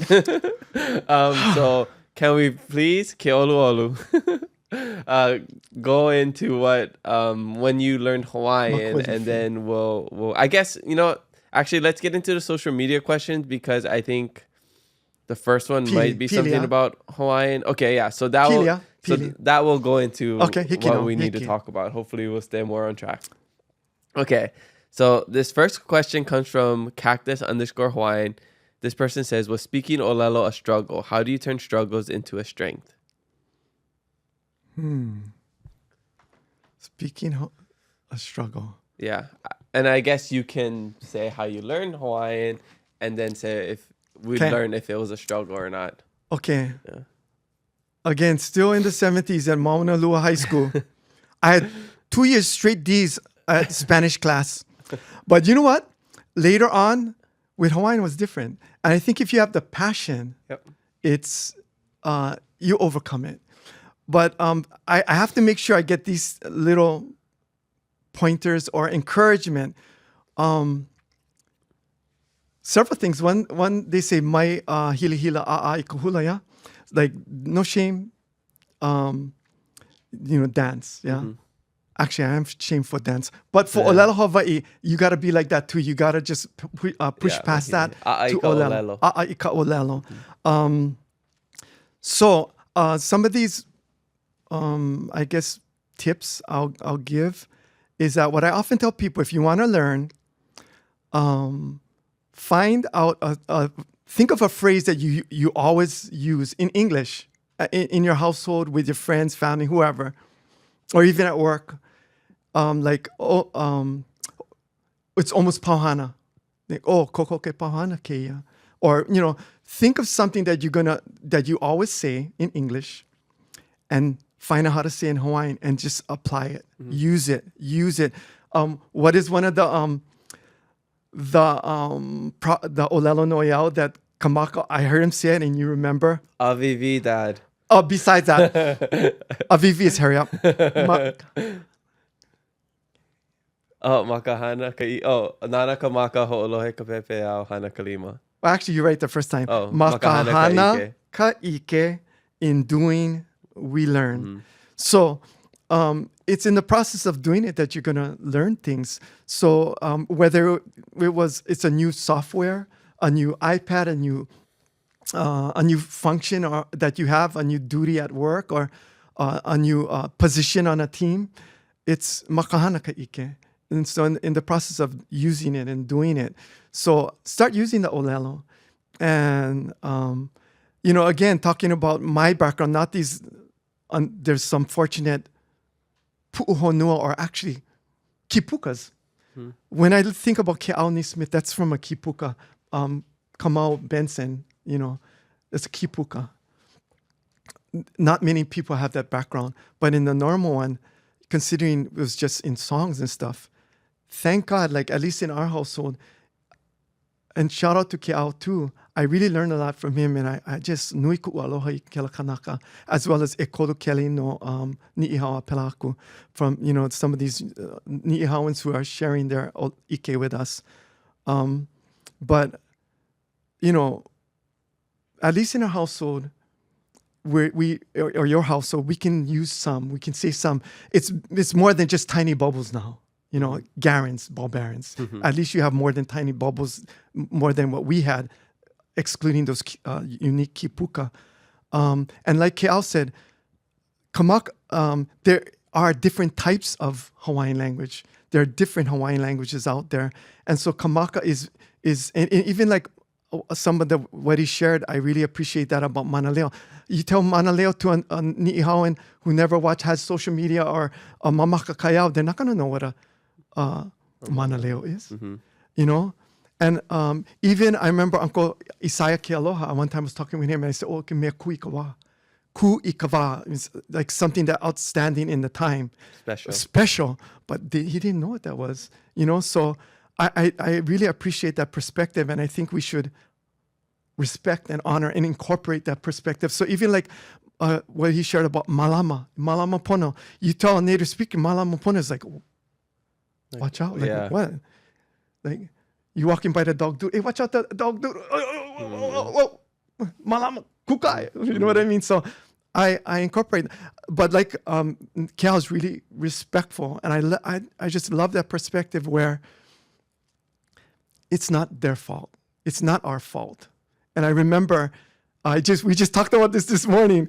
Mao o Anake o Makushao, my wife and I were talking, and we were talking about something to say, and then I said, I would just say makalaina, like we were waiting for the rental car. And I said makalaina vo, not I know vo ma'ane ino vo makalaina kune. Makavahi ho'olimaka. Yeah. I remember, it's so funny. Again, I learned so much from your podcast, Mahalo Nui. His story, he's walking by the classroom in Tahiti, and they're learning English in something like, "Oh, hi, hello, how do you do?" And he started busting out.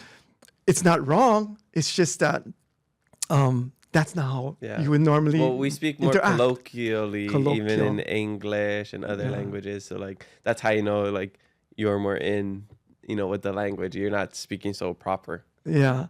It's but it's, I think most people, the majority, they want to learn not just to know another language, but to be able to use it and interact, and to ho'ola to save. Our language needed to be saved. And I used to teach in Apua Noel before, right? They had a ho'omala malama K through 5th graders during the summer. I take off from ALU LIKE and I do it. And I would often tell them that, how many of you are Japanese, Portuguese, Spanish, Hawaiian, Tongan, Filipino, whatever? It's, all those languages are beautiful, but I would ask them, if we don't speak Japanese, will Japanese survive? If we don't speak Filipino, will Filipino survive? If we don't speak Hawaiian, will Hawaiian survive? A'ole. So that's why it's always been really, really important to me. For one of the main reasons, because it's our kuleana. It's our we're kiki o ka'aina kama'aina. We're from the land, and this is our ho'oilina. This is part of our ho'oilina that was taken from us, as Ke'al so properly put it. It was taken away from us. It's not our fault. It was the government's fault. So right now we do the best we can to use what we know. Makahana ka'ike.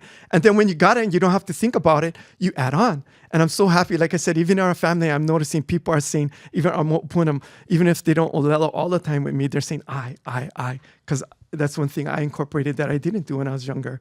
But yeah, and then when you got it down, add another one. When you got that phrase down, you don't have to think about it. You add another, and before you know it, you're going to be using a lot of Hawaiian, and a lot more things will be making more sense for you and your ʻohana. Okay, so mai kia ini a oiko lalo Hawaii. Where do you get this desire to learn? Mana'ovo, I think mana'ovo. It's so funny because mana'ovo is think in Hawaiian, but in Samoan it means I want. Mana'o. So I kind of got a little bit Yeah. frozen between all the different languages. Yeah, It's two confusing. languages. Mana'o. I'm like that with Malagasy. Like mana'o awe Spanish, fata alofa yusa Samoa, that one. But anyway, I think everything. It's from the Lord. I really believe that it's from the Lord. Like I said, I remember very young asking my mom, "Am I Hawaiian?" And she told me, "You're Hawaiian in heart." I must have been. That was before in Manoa, so I was before 9 years old, and it's probably 6, 7 years old. There's also a scripture, I think it's in Psalm 37, verse 4, around there. I'm not sure, I'm a little rusty. It says, that he will give you the desires of your heart. And there's several ways of looking at that. Like a diamond, you look at it, it has different colors, different perspectives, but it's all the diamond. And in that poku, it said, not only does he give you like, I want a hot girlfriend, or I want to score the winning touchdown. I want a fantasy football championship in my league, please. I want my dad to stay on track and not talk so much. It's not only that he will give us what we desire, but also he gives us desires. He puts it in our heart for a reason. And that's why I really believe that he put that desire in my heart. Would this be a good time to talk about Auntie Leafy? Yeah, I mean, she's one of the most inspirational figures in your life, and kind of taught you started the journey of Ō'ahu Hawai'i for you. Yes. Taking we're almost out of the 70s. I just graduated. I was good friends with the Pratt ʻohana. Which is Steven, cool. 1 year, he 77 grad, played football with him, great basketball player. Sista Vernalani, my classmate, athlete, cheerleader. And Johnny, right below, football, basketball, good friends. Over the house, all the time, spending a lot of time with them, more so after graduation. I was friends with Steven more so, closer with him. But then we were, especially after the time of graduation, I started spending a lot of time there. Oftentimes, I'd stay, like I talk too much, sometimes I stay too much. I remember Auntie Aloha at ALU LIKE, when she was with us, she used to say, "Thank you for coming. Thank you for going." But anyway, I wouldn't go. I would just be there, and all the kids everybody would be gone. It would be me and Auntie Leafy. And when you think about Aloha... Wait, who's Auntie Leafy, though? She's Leafy Leolani Johansson Ha'o Pratt. Their grandma. She is their mom. Oh, their mom, sorry. Auntie Leafy is the mom. Caleb, your classmate's grandma. It's cool because when I went to Kaiser, when I moved there my senior year, I went to school with a lot of my dad's classmates' kids. So Caleb was Auntie Verna. Yep, like the Masutanis and stuff. Son. Yeah. Safris. Yeah. Yeah. Brissette, yeah. Yeah. So you were close with that family, and then you would stay and talk with Auntie Leafy, and she was a, if we want to use the term, manaleo. She was kono olelo mua ka ʻōlelo Hawai'i. Yeah, kono olelo mua ka ʻōlelo Hawai'i. Her first language was Hawaiian, and I remember she would tell stories about going to school and not understanding and talking and being reprimanded and pa'i, disciplined for it. And a lot of the kupuna aloha noi na kupuna, I really believe a lot of it is PTSD from not only the physical punishment, but the psychological. That was, again, like Cal mentioned, was the government.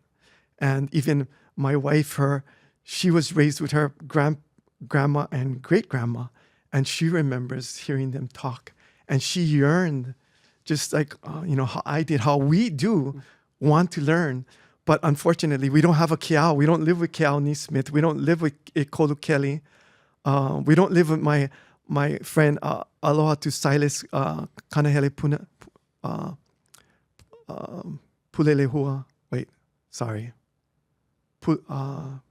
Silas is okay. Silas. Kanahele. Silas. Na Puelua, I think. I forget. Kalamai for Kaheva Makoinoa. But Silas is through ALU LIKE.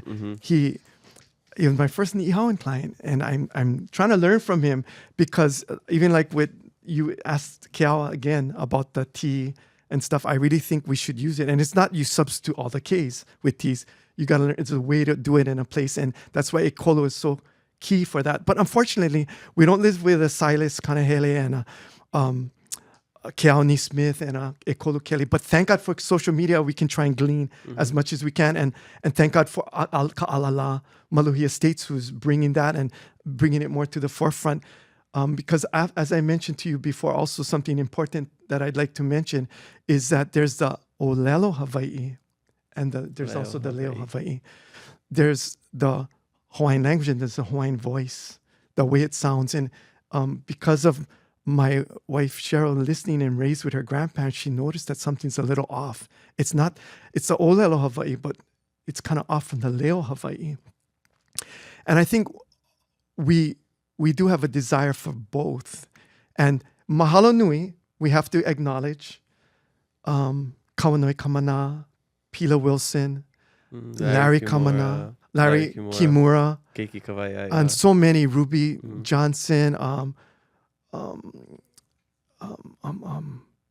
Pua Anthony, some on Oʻahu when I was going to UH Manoa, who I was in class with like Ekela, she's on Maui now, Manu Boyd, Palani, Aloha Palani, with Kualoa Ranch. We're all in class together. Oh yeah, shout out Frank. With Kawanoi Kimura as Pua Anthony, Pua Kia Nogomeyer is another one.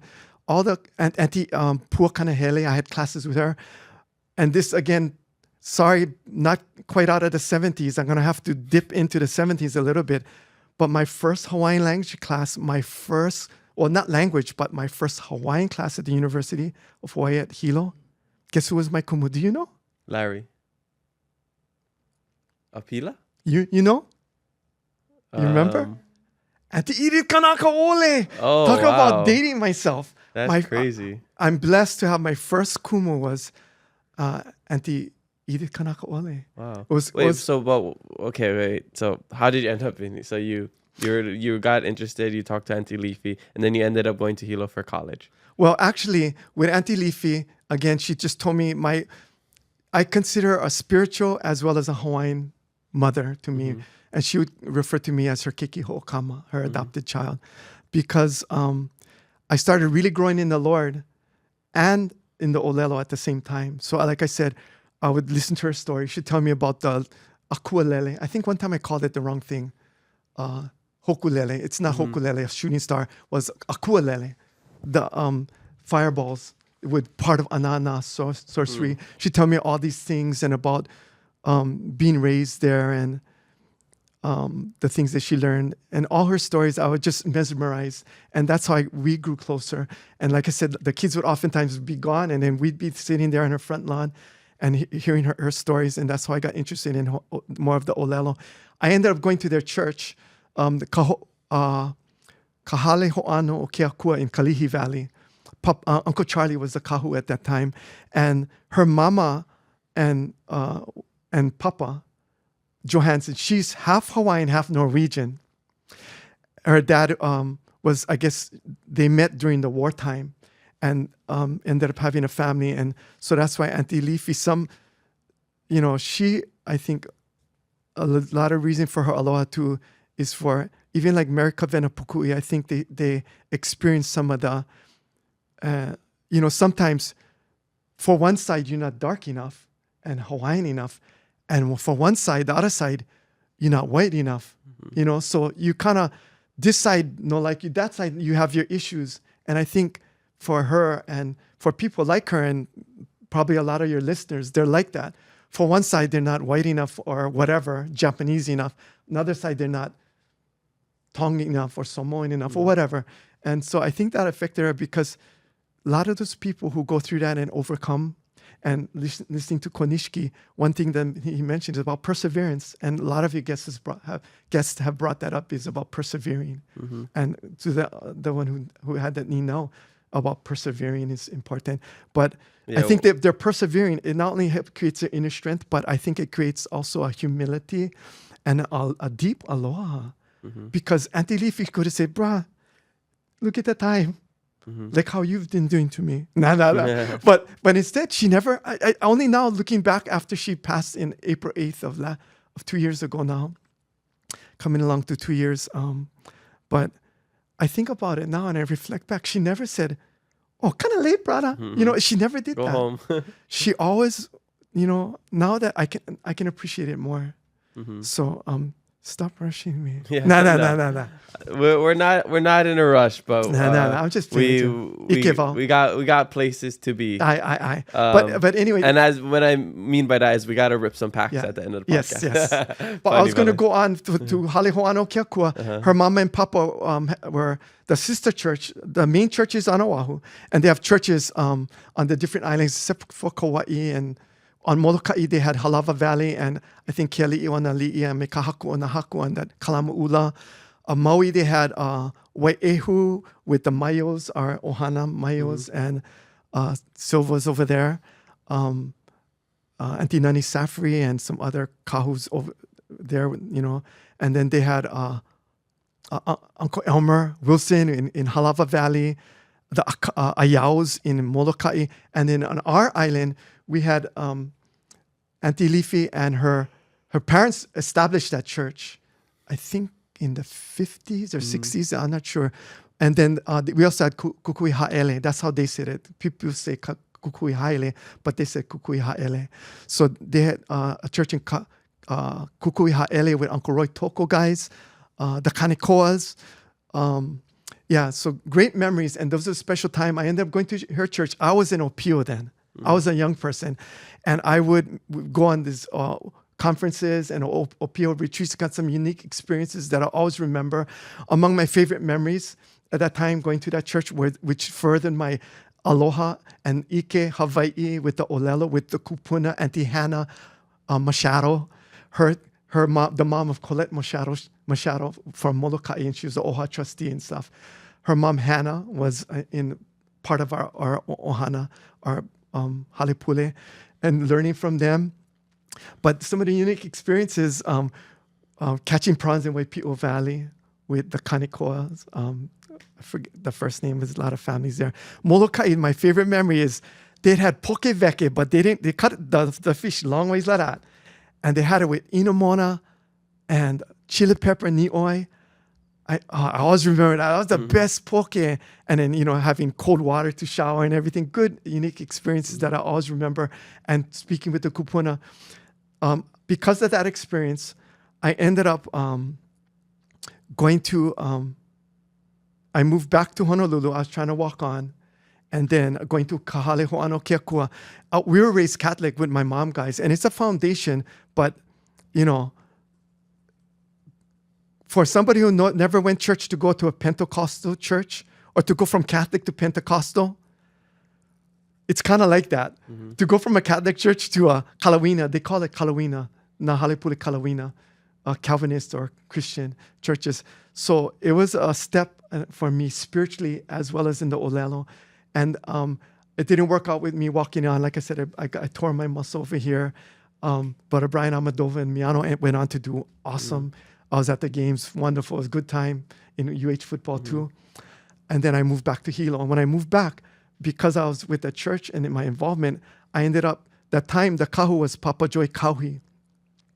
And I ended up going and staying in the old church hall and living there and taking care of the place.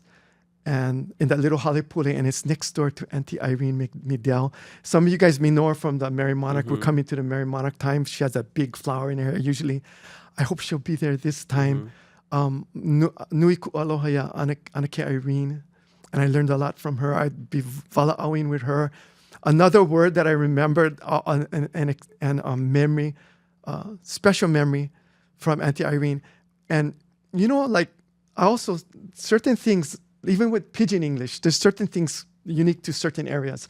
So I'm not sure if Keao guys know this and the Ni'ihau guys know this, if they use this. Maybe they do. But from Auntie Irene, I learned one time we was Nui Kavala'au Maka'olelo Hawaii. We're just talking story, rapping out in front of the church, Kahoku Au Malamalama on Lyman Avenue in Keaukaha. And then she said, ono ke kole. And I go, and one of the key phrases to ask is, Hiakela, what is that? Or, Olelo ho. Say it again. Ke ola olu, please. So, Anake, hiakela ono ke kole. And she was, I think, I heard a little bit of her story. She was born on Oʻahu, but raised by her, hanai by her kupuna in Kona. So I don't know if that's a Kona saying or a Big Island saying. But ono ke kole, it's kind of like a play phrase saying like, ono ke kole, like a kole is a fish, but it's also, it's one of my wife's favorite fish, one of my favorite fish, but it's so ono. And it's a kind of like a play statement, like, the conversation was ono, like it was really a good time. O ono ke kole. And you can play with it, like, ono lo ke moni iho, nui ka aila, momona, you know, or you can just, you know, it's a play, kind of like a play statement. And I think, especially from Ni'ihau, and even I think Auntie Mary Kavena Puku, we capture some of it in Olelo Noel, the phrases and the way they express things. Like idioms. Idioms, yeah. That would be Like good kiao if you can do that. Yes, yes. And you know, her and other kupuna, when I was going through that time in my life with the Halepuli Kalawina, you know what a lot of kupuna would say if you like learn the Olelo Hawaii? They wouldn't say, go subscribe to Alala, YouTube, Keep It Aloha. Guess what they would say, where they would point for Olelo Hawaii if you like learn. Exactly. They would say, hello, hello, kapaipala. You want to learn Hawaiian? Olelo, you know, ea kapaipala. Malaila ka olelo. And that helped me to reading the Bible. But you can get the olelo without the leo, and I'll mention a little bit about that later. But yeah, it was the Bible, and this is another throwing it out to Ke'au or whoever may do it. Not only the idioms, the book of idioms, maybe ekolo. This is for ekolo Kelly guys to do, but also I'd like to see a Ni'ihau Bible, because you know I think. As Ke'au mentioned, it was the vote to get rid of the T and just stay with the K. But, and you know, the Ni'ihau people, they're so beautiful and so reverent. I think even when you listen to them read the Bible passages, they don't change it to Ni'ihauan. They leave it because of their reverence for Keakua, which is beautiful. But as a kupuna used to point to the Bible, I'd love to see a Ni'ihau Bible. Or so that would, a lot of times it's good that we can check with Ekolu and message him, etc. But I'd love to be able to look to the Bible and learn, because I think that reflects more of the Olelo Maoli Hawaii. How long did it take you to become fluent in Hawaiian? When I first took that class, my first Olelo class, that was maybe 81 or so. Hey, we're out of the 70s. You're out of the 70s. But was with my class with Auntie Edith, 79. That and then I think that Olelo was the next. That was 80. I think my first class was 80. I had learned enough from Auntie Leafy gave me a Bible, a regular Bible, as well as a Hawaiian. It was called Spoken Hawaiian. Trying to think of his name. People who are listening probably remember. It was an old book called Spoken Hawaiian with this dark blue cover. Snackenberg, I think that was his name, Snackenberg. And they had old little bits of writing without the kahakos and diacritical marks. And, you know, I'm thankful. Now I can look back at that book and I can understand and I can read it. And I'm with Ke'au if I'm texting with you or emailing. I'm there. I'm not putting the diacritical marks. It's just so much easier, and I agree, I'm there. But it's okay for those who don't. Just like those who say Malamopono, I'm not going to give them the lecture on where's the kukai or what's the matter. You know, I'm going to just, you know, likipuya oi me oipu yesupu. So I'm there. Ila mai kai. Ila mai kai. Ila mai kai. Now, kalamai. I'm just there. I'm with him and the Ni'ihau and just yesupu. Sometimes I say e ho'ana nia kala. Enjoy the day, or yesupu kia kopu mo oi. But yeah, I'd like to see a Ni'ihauan Bible so that and I think the T, because even my wife remembers her great grandma using the T's. speaking with the T. And Auntie Leafy sometimes would do it, but I think it's, like I said, I think there's some PTSD, even for those who kind of kept the language. PTSD. No, PTSD. PTSD, yeah, PTSD. Even her Olelo was a little, it wasn't so much with the T's. And when she would try to do it, was like almost like there was a block, like not a natural thing. So yeah, that would be good to do. And I think we would get more to the Leo Hawaii. I think removing the T takes away from the Leo Hawaii. And what I wanted to encourage for those who are raised in the homesteads and in those little kipukas where they got to hear Olelo Maoli Hawaii, the true Olelo Hawaii, not just the Olelo, but the Leo Hawaii. I wanted to provide some encouragement because, for example, like my friend Benson Kamau from Hilo, he grew up in the area, Auntie Leafy. He tells me of being raised in the old ways, being tapped, no voice, to go out fishing with the grandpa in his old canoe. He showed us the landing. I don't know if you remember for Napua Noel. We went to the landing spot. He said it had all the ohio logs where they would have it and they would land and pull up the boat. But he remembers, you hear about the amoku and stuff like that. And I don't believe, I don't agree with the worshiping of any god except Keakua Manaloa, Keakua Maoli, Io.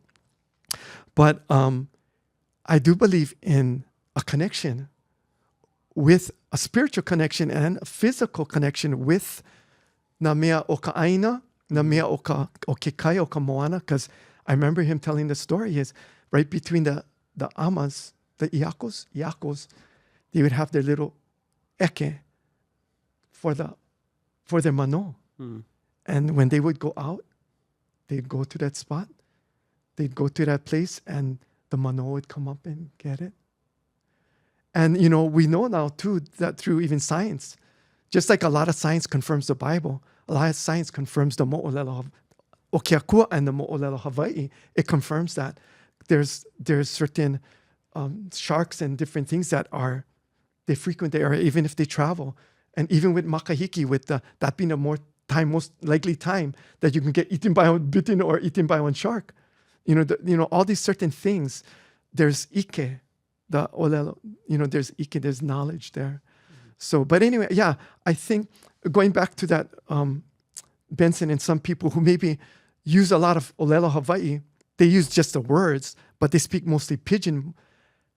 They got the Leo Hawaii. A lot of you feel, I wanted to encourage you and speak directly to you, those who feel like you missed out.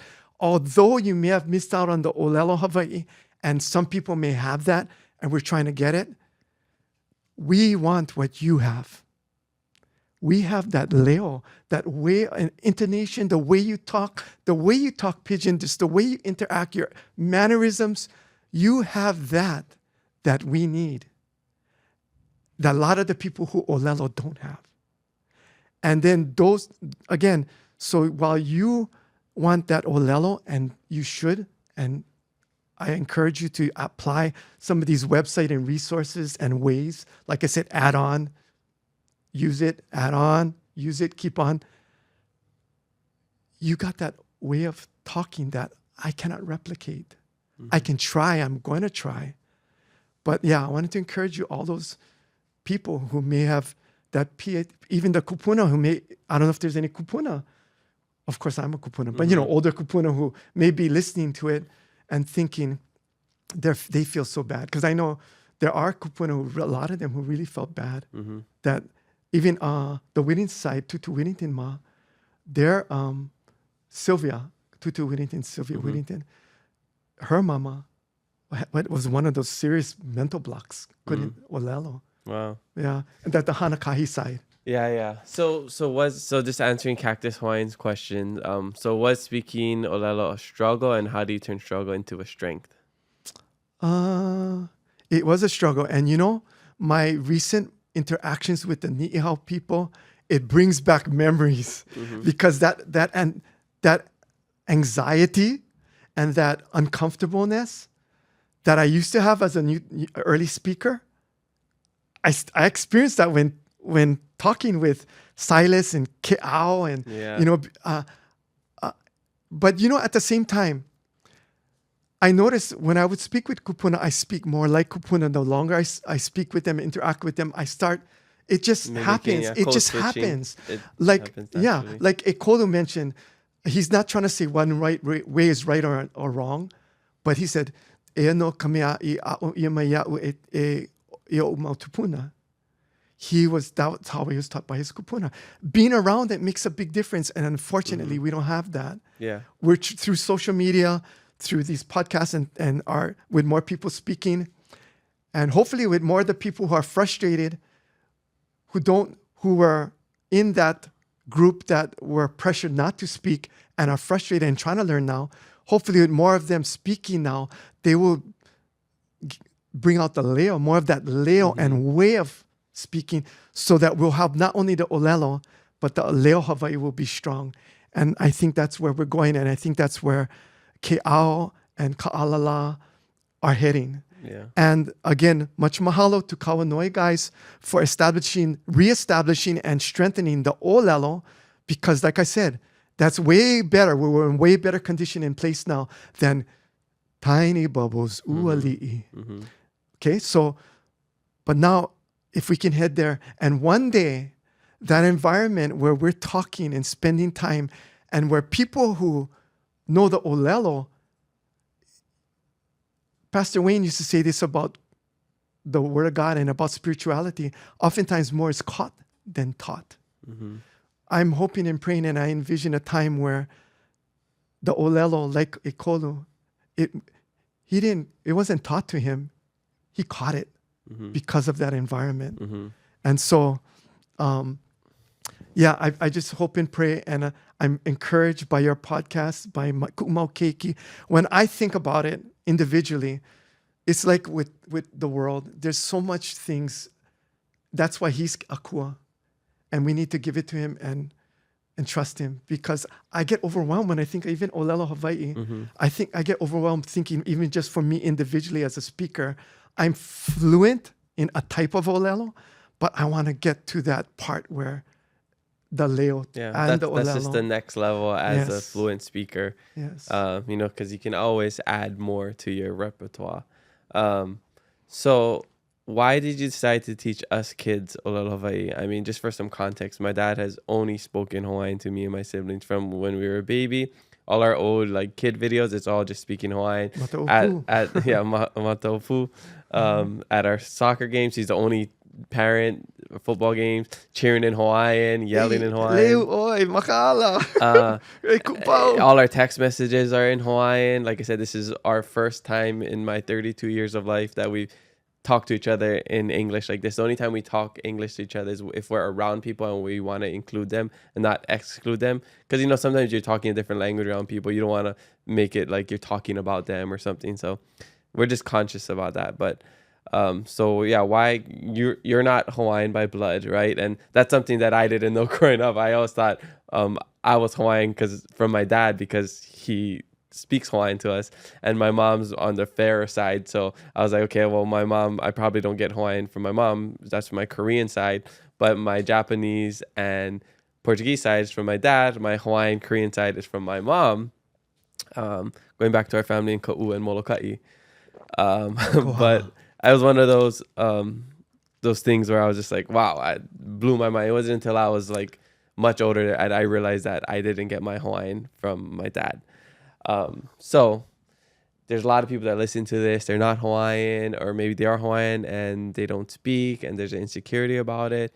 I always say, I was blessed. I woke up, my eyes were open, and from the day I can remember, I spoke Hawaiian, so it's never like I had to really learn it. I mean, we learned it in school, better structure and how to say certain things, ha'iolelo, hula, the cultures, Kiao's not gonna like this word, but the kuana ike, Hawaii, those things we learned in academia. But every time we went home, it was Olelo Hawaii, Ilikime. And when I speak with my dad, I'm comfortable, but like you said, there's a little nervousness, it's a little ha'alulu when I'm speaking with my po'okumu, my principals, or Keao Nismit, or Maluhia States, because I'm like, dang, your Hawaiian sounds so much cooler, and I want to sound cool like you. So I can speak like how I speak, but it's not. I feel like there's a little insecurity. I'm not up to their level, even though I've spoke Hawaiian longer than Maluhia States, but I believe Maluhia States is better than me at speaking Hawaiian. Not like there should be competition or anything. Yeah, but the goal of language is just to communicate. Express your wants, desires, needs. So if you can do that, you can communicate. And you can, in Malagasy I can do that. In Spanish I can do that. I wouldn't say I'm fluent in those languages, but I could get by. In English, I'm more proficient at it because we speak English more than anything we speak. And if it wasn't for my dad, I probably wouldn't be as good at Hawaiian as I am these days, because a lot of people who go to Hawaiian immersion schools, they leave, and if they don't have Hawaiian spoken in their household, or if they're not taking the initiative to speak with their friends or find a community that speaks, then they start to lose it. Something my dad always told us: if you don't use it, you lose it. So his presence in our lives, and him always texting us in Hawaiian, calling us every day, reminding us to talk with us, hey, ʻōlelo Hawai'i, speak with your siblings, that keeps Hawaiian alive in our household. But why was that important for you to teach all of us? I always have an affinity and affection and a desire for things that are rare. And at that time, it was rare for me. That's why kala, silver, coins, I was collecting when I was small. I'm really into Native Hawaiian plants. My kumu, Pua Kanahele, Auntie Edith's daughter. That was one of my favorite kumu, Aloha, Anakepua. But,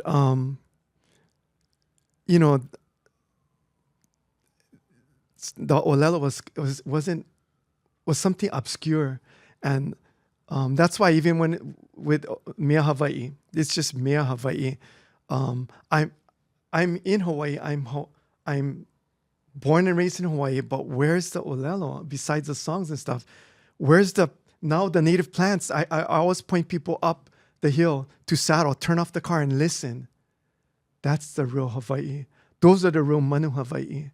You don't hear it, but just going from Kula Ice Shave, where we like to go, Kula Shave Ice, up the hill, I've told people, you want to see when you go volcano to Kilauea, you do also get that experience. But yeah, I was always into that. That's why I really love maile, like in the picture that you had of us. I've always been so my dad, he's maile. always made maile. We've hiked to pick maile. Oh, that's some more stories. That's a different, we're going to get way off if we talk about my ho'ola, my rescues, my va. Yeah, I was, let's just say I've been picking Milo with my dad, and we had to get helicoptered out. But we'll save that for another story. It's another story. But that's why, because my interest in something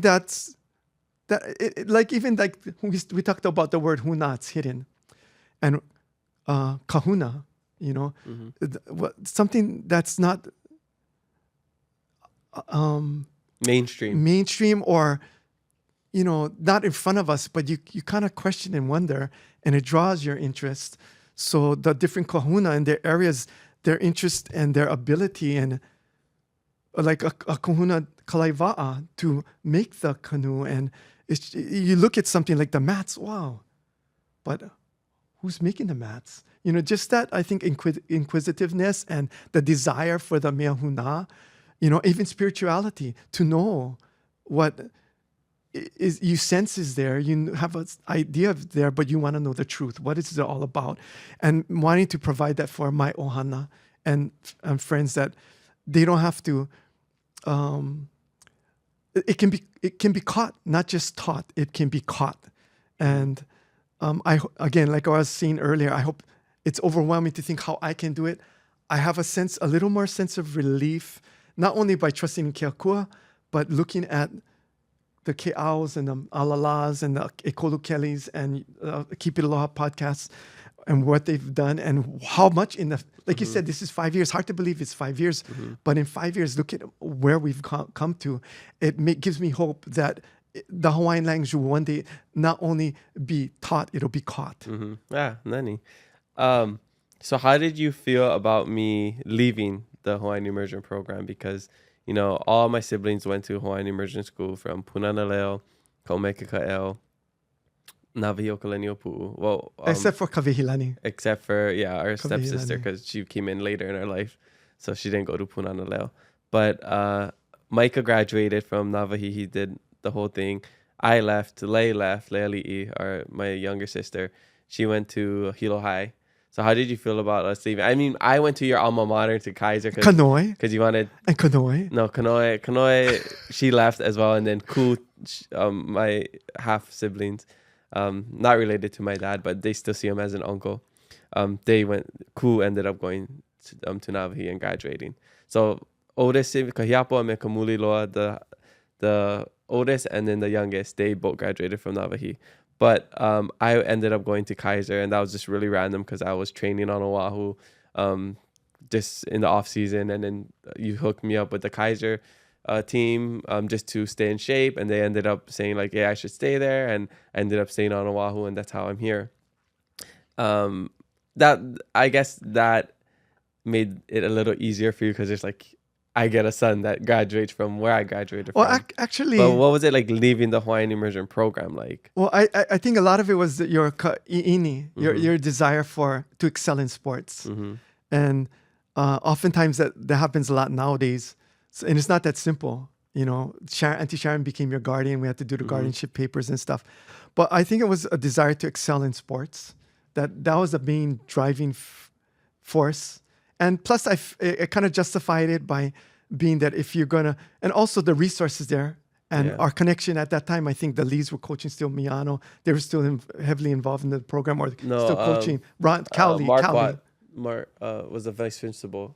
No, but at the UH football. They were UH, coaching. Yeah. So I remember I went with you to visit Miyano, Cal and to try and see if we can hook up with the kicker.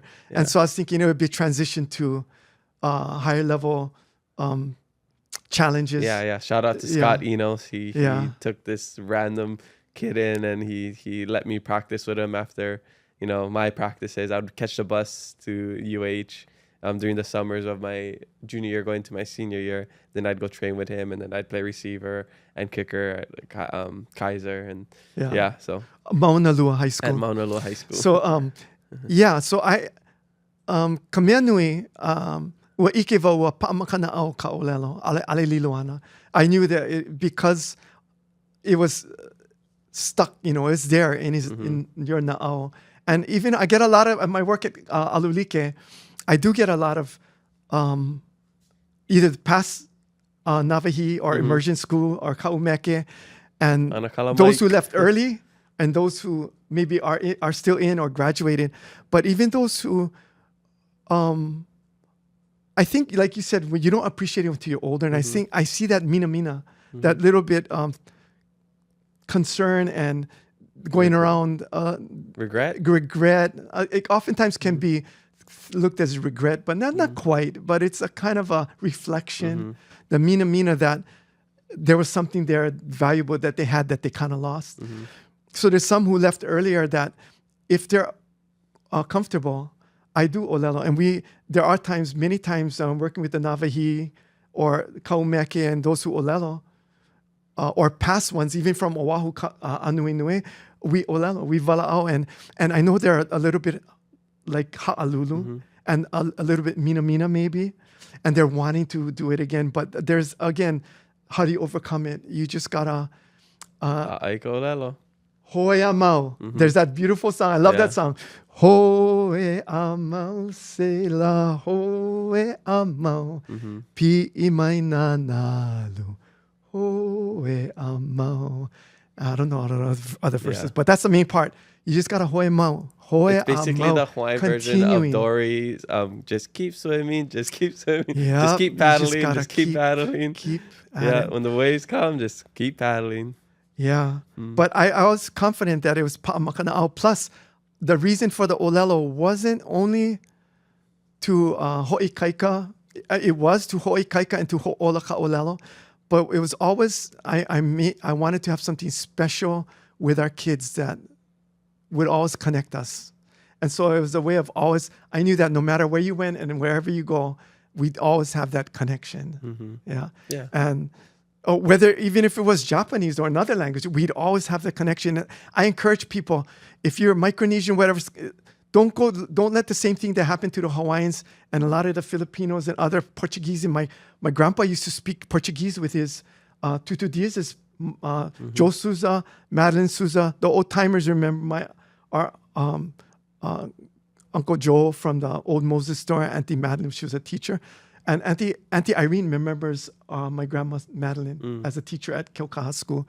But yeah, don't let the same thing happen to you. Language is beautiful. You know, it's a God, Keakua, he created all things good. And your language, your culture is good. But anyway, I encourage people, it's great to learn other languages. Keep your language. Don't be ashamed of it. Learn it. Continue the Micronesian or the Filipino, the French, the German. Continue. And malama, take care of it. Not malama, watch out for it, but malama, embrace it, hold it, take care of it. Because it's important. It retains that connection to your kupuna. I even seen on social media, there's some Asian Filipinos and stuff that are talking about remember the grandpa died before, and it's Filipino. But did the Olelo continue? It would be so awesome if you were able to speak the Philippine language or Japanese, etc., Samoan, Tongan, and even a lot of them losing it. Malama, take care of it. And Auntie Mary Kamahele Boyd from Napua Noyao days, she often used to say she was stuck in the old ways. And when she came to the Lord, she had to deal with that. And that, I think, is a podcast coming up eventually, especially with Easter coming up with spirituality. Maybe you can do another poll. Pastor Wayne, who's part Hawaiian, Daniel Kikawa wrote the book Perpetuated in Righteousness, or Mike Kai, Lisa Kai. There's a whole plethora. And Lisa. Well, so maybe we got to do a poll. But anyway, those things, it's important. And she wrestled with that. And, I always remember for Auntie Mary, Kupuna Boyd, the scripture in Revelation she would refer to. And I think it's 5:9 and 7:9. Revelations 5, verse 9, Pauku 9, and Revelation 7, Pauku 9. It talks about he's saving people. He will bring people of every nation, tribe, and tongue into his kingdom, into eternity with him. He loves everyone, and he created all things beautiful. And Auntie Mary, that's one of the things I think help her in her wrestling with those questions, is that he's bringing people of all nation, tribes, and tongues. But besides keeping your tongue, Micronesian, Filipino, Japanese, etc., Olelo Hawaii, everybody who came here, my great-grandpa, your great-great-grandpa, Joao Gomes de Silva came in 1879 on the Ravens Crag. That was the Kingdom of Hawaii. He came in the Kingdom of Hawaii. Whoever came to the Kingdom of Hawaii, like how it should be, when we go to other kingdoms, we speak the language. People move there, they speak the language, and people moved here and spoke the language. And I believe that if people are going to come here, again, they should be part of the movement that will create the environment where Hawaiian language now doesn't have to be taught. It can be caught. They can learn more to delve deeper in the Olelo, in the Mo'olelo, in the culture and history. But it's no longer to ho'ola and to save the language, to learn it. You're catching it. Yeah, so, I think the only hard part with that is, say we go to Portugal, we go to Spain. Anybody born in Portugal and Spain, they speak Portuguese or Spanish. Not everybody born in Hawaii speaks Hawaiian. Not yet. I'm believing and hoping and praying. That'll be the difference of, people coming here and moving here. English is an official language. Hawaiian is also an official language. Yes. Most people don't know Hawaiian's an official language. So is Pidgin. Aye. So if you end up coming here and you have an interest in Olelo Hawaii, then yes, do all you can. Doesn't matter if you have the koko or not. I've always believed, more speakers, the merrier. So yeah, mahalo ya oe for bringing Hawaiian to our family and blessing us with this. Before we get on to the next question, I want to bring up our giveaway this week about the ALU LIKE, all this PMF machines. I need a secret code or phrase. Every single week we do a giveaway, and if they mention the secret code or phrase, they get an extra 5 bonus entries. So do you have one in mind? All you have to do is email nicole@keepitaloha.com, my assistant, and you'll get an extra 5 entries. So what is the secret code or phrase? Yesu?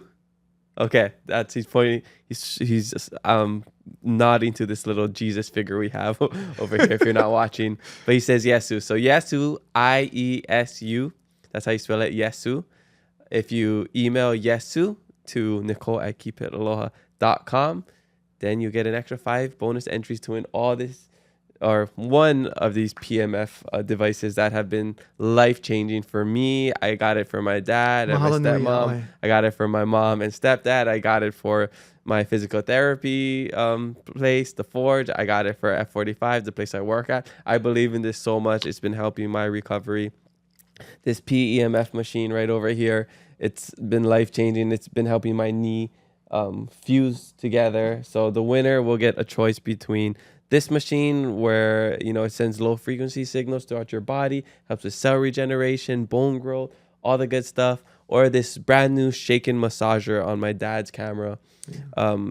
It's basically like one of those belts you put around your, like an ab belt, whatever, and it reduces your body fat and helps with body composition. So there's like 3 different options. I just started using it because now I'm in my F45 challenge. I'm trying to lose all my weight now. There's a body composition one, there's a heat one, and then there's just like a massage one. So even if, like, say you're a female and you're on your period, it feels nice. There's a massaging setting and there's just like it's like a heating pad. But I'm using the body composition stuff where it's like it massages and it kind of like squeezes your belly, and I've been hearing and it uses PEMF technology along with like those ab belts. I don't really know how to explain it that much, but I've been hearing really good things about it, and people like losing tons of inches off of their waist using this like twice a day or whatever. It's supposed to be equivalent to like X amount of sit-ups a day or whatever. So go check it out. This is worth $1,000. This machine's worth $1,000. I'm throwing it in this, I don't even know what it's called, MRET, molecular quantum resonator. Basically, it's just like a very fancy water filter that gives you really high quality water. I can't even explain this. Go look it up. So the winner will get that along with their choice of one of these. And then the second place will get one of these. And then the third place will get this. I don't even know where it is. Oh, it's behind my dad's left shoulder. Those, it's called an ALU LIKE G1. It's like an eye device. It's an eye massager that helps. I actually got one for my dad, and he's been using it. Peha. Okay. Yeah. Yeah. What do you know? Olu, just like ano maka moyana, just like moyana. Okay. It just helps you feel relaxed and kind of just peaceful. Yeah. So it has PEMF technology and all of these things. So you put it on your eye and it massages it. He said, like, use it before bed. Anytime, but mostly before, in bed, before I go sleep. It's basically like an eye mask, but it's like a little bit. And it has massage too, and it has the heat. Yeah, I actually haven't tried it. I got one for my dad, but I haven't tried it yet. And I'm not sure if it's scientifically proven, but I think it's making me smarter. Especially for being Portuguese. Ooh, yeah. I think it's helping enhance the Japanese side. Oh, okay. So I the think smart side of our DNA. Nui ka wakarimasu. Oh, yeah. Hi. Nui a ika wakarimasu. Hi. Sugoi desu. All right. Daijobu. So, okay. So, sorry, that was a little long, longer than usual, but just because I wanted to explain these machines. And I'm providing this out of my pocket. So, please enter. Please tell people about it. If you don't win, message me. I can get you guys more info. We can get you some machines. It's truly been life-changing. I wouldn't promote it this much if I didn't believe in it. So okay. For those of my coworkers who watch Kamaka, those at ALU LIKE, I take it into ALU LIKE when I go into the office because we have home and office work. And Kahea uses it. Yeah. And I'm trying to get my other coworkers to try it out. So I'm challenging them to enter the contest. kahea, enter that If contest. you You want heard. one, 'cause it's kind of expensive, but can you put a price on your health? Health as well. Pololei. But there's so many stories of people like with strokes that use it. They can feel again. People who have a hard time walking, gout, they use it, they're good again. So it's just there wouldn't be these many success stories and testimonies if it wasn't a good device. Is there any other fellow Portuguese like me that noticed? I don't know if it helps surge with talking less and more concisely, but we'll find another device for that. I We'll guess find it's not the working. mouth one. They got the I eye, guess it's not they got the working. belly, they got the feet. They don't got the mouth one yet. Ooh, We need to find okay. one mouth one. Okay. All right, so moving on to the next question, because we're only one question in.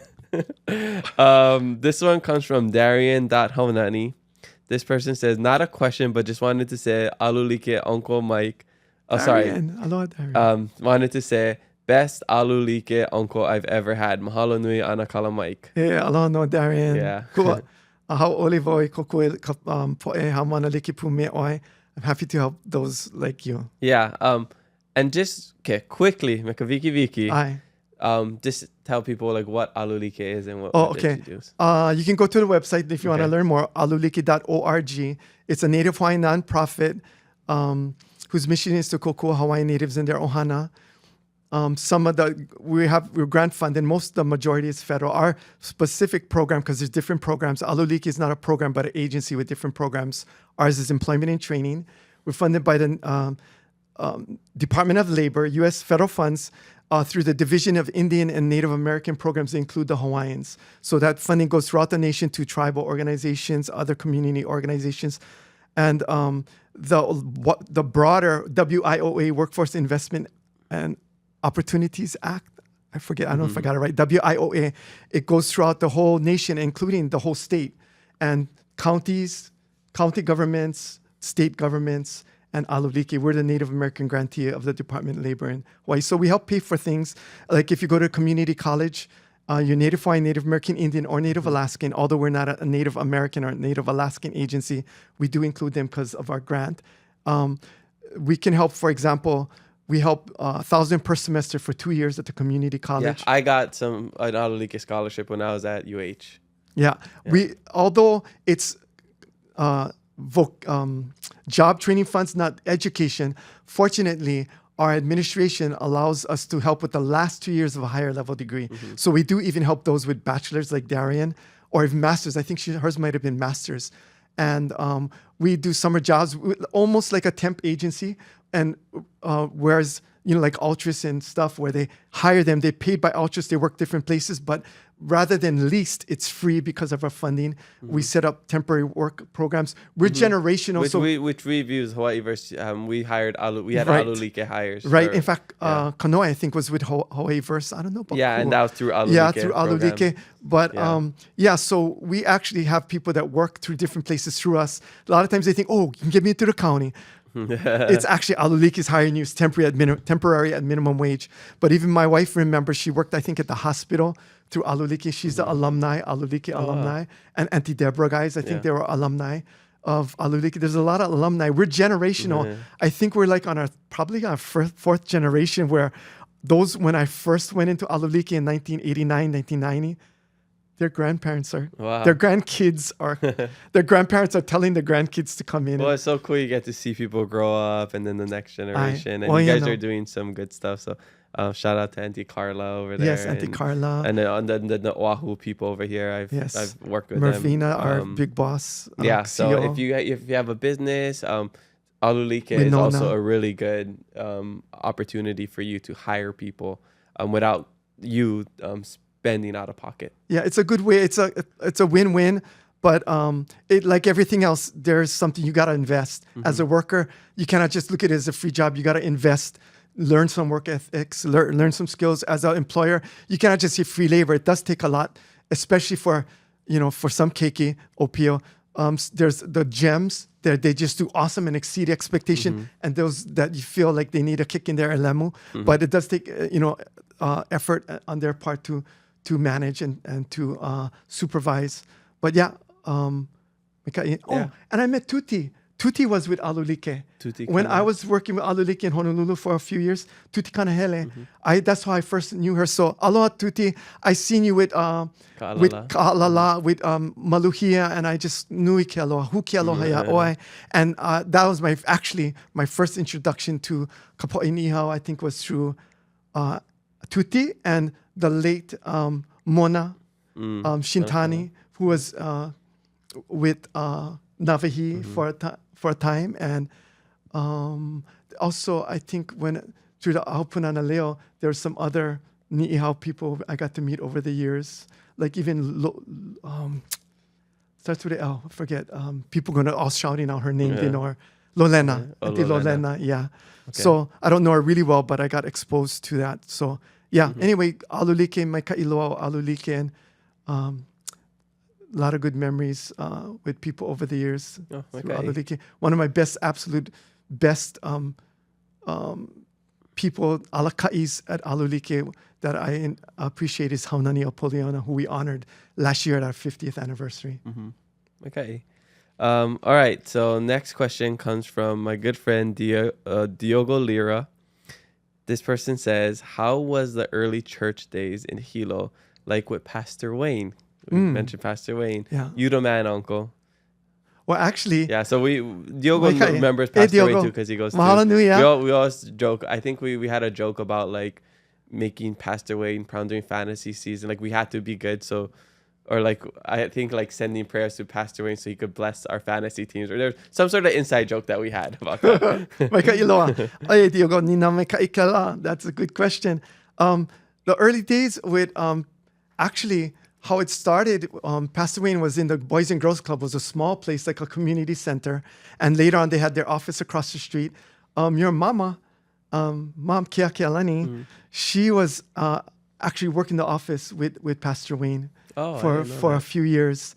So she also worked a little bit at Queen Lili Okalani. So she worked there with Pastor Wayne. Auntie Pauline, who's very dear to us, especially for our marriage relationship, Auntie Makua Shara and I. Auntie Pastor Pauline, all the pastors through that time, many fond memories. Uncle Darryl was a youth pastor. It was my ka'iloa, but we started, now you look at we're building a church. I currently go to Arise Church. We're still very connected to and have a lot of aloha and connections with New Hope. But our Arise Church is building a big place. And one thing he mentioned is that a lot of times people look at the finished product and they don't see or they look at the tip of the iceberg with those in the NFL, those, who can olelo or whatever, those in education and high positions. They don't see the foundation and all the things it took. And it wasn't always like that. A lot of hard work, a lot of faith, and a lot of effort. So it started there. Then we went to the Boys and Girls Club. We used to have to break up and sit down, just like how we do at Arise Church now.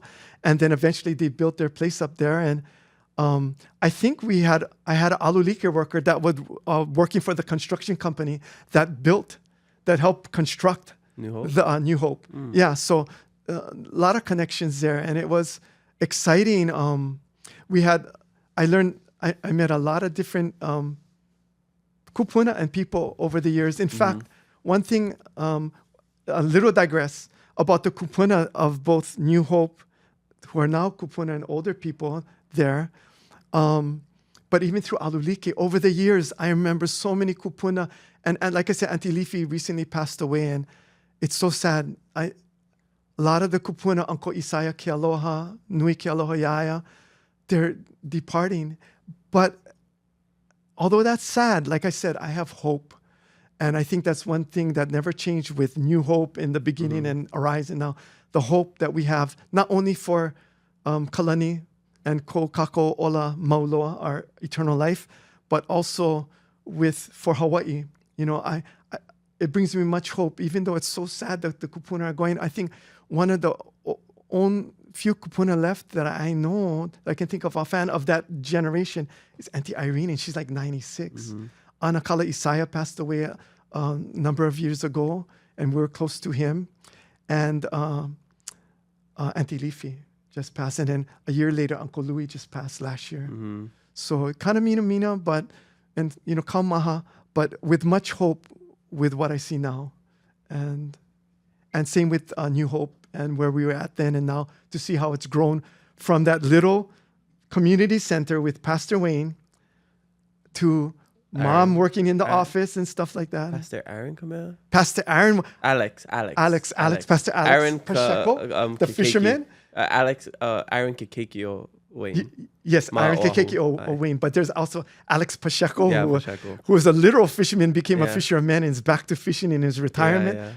All the Portuguese. Yeah, who was at our wedding ceremony on May 6th, who married Amoko Shao and I.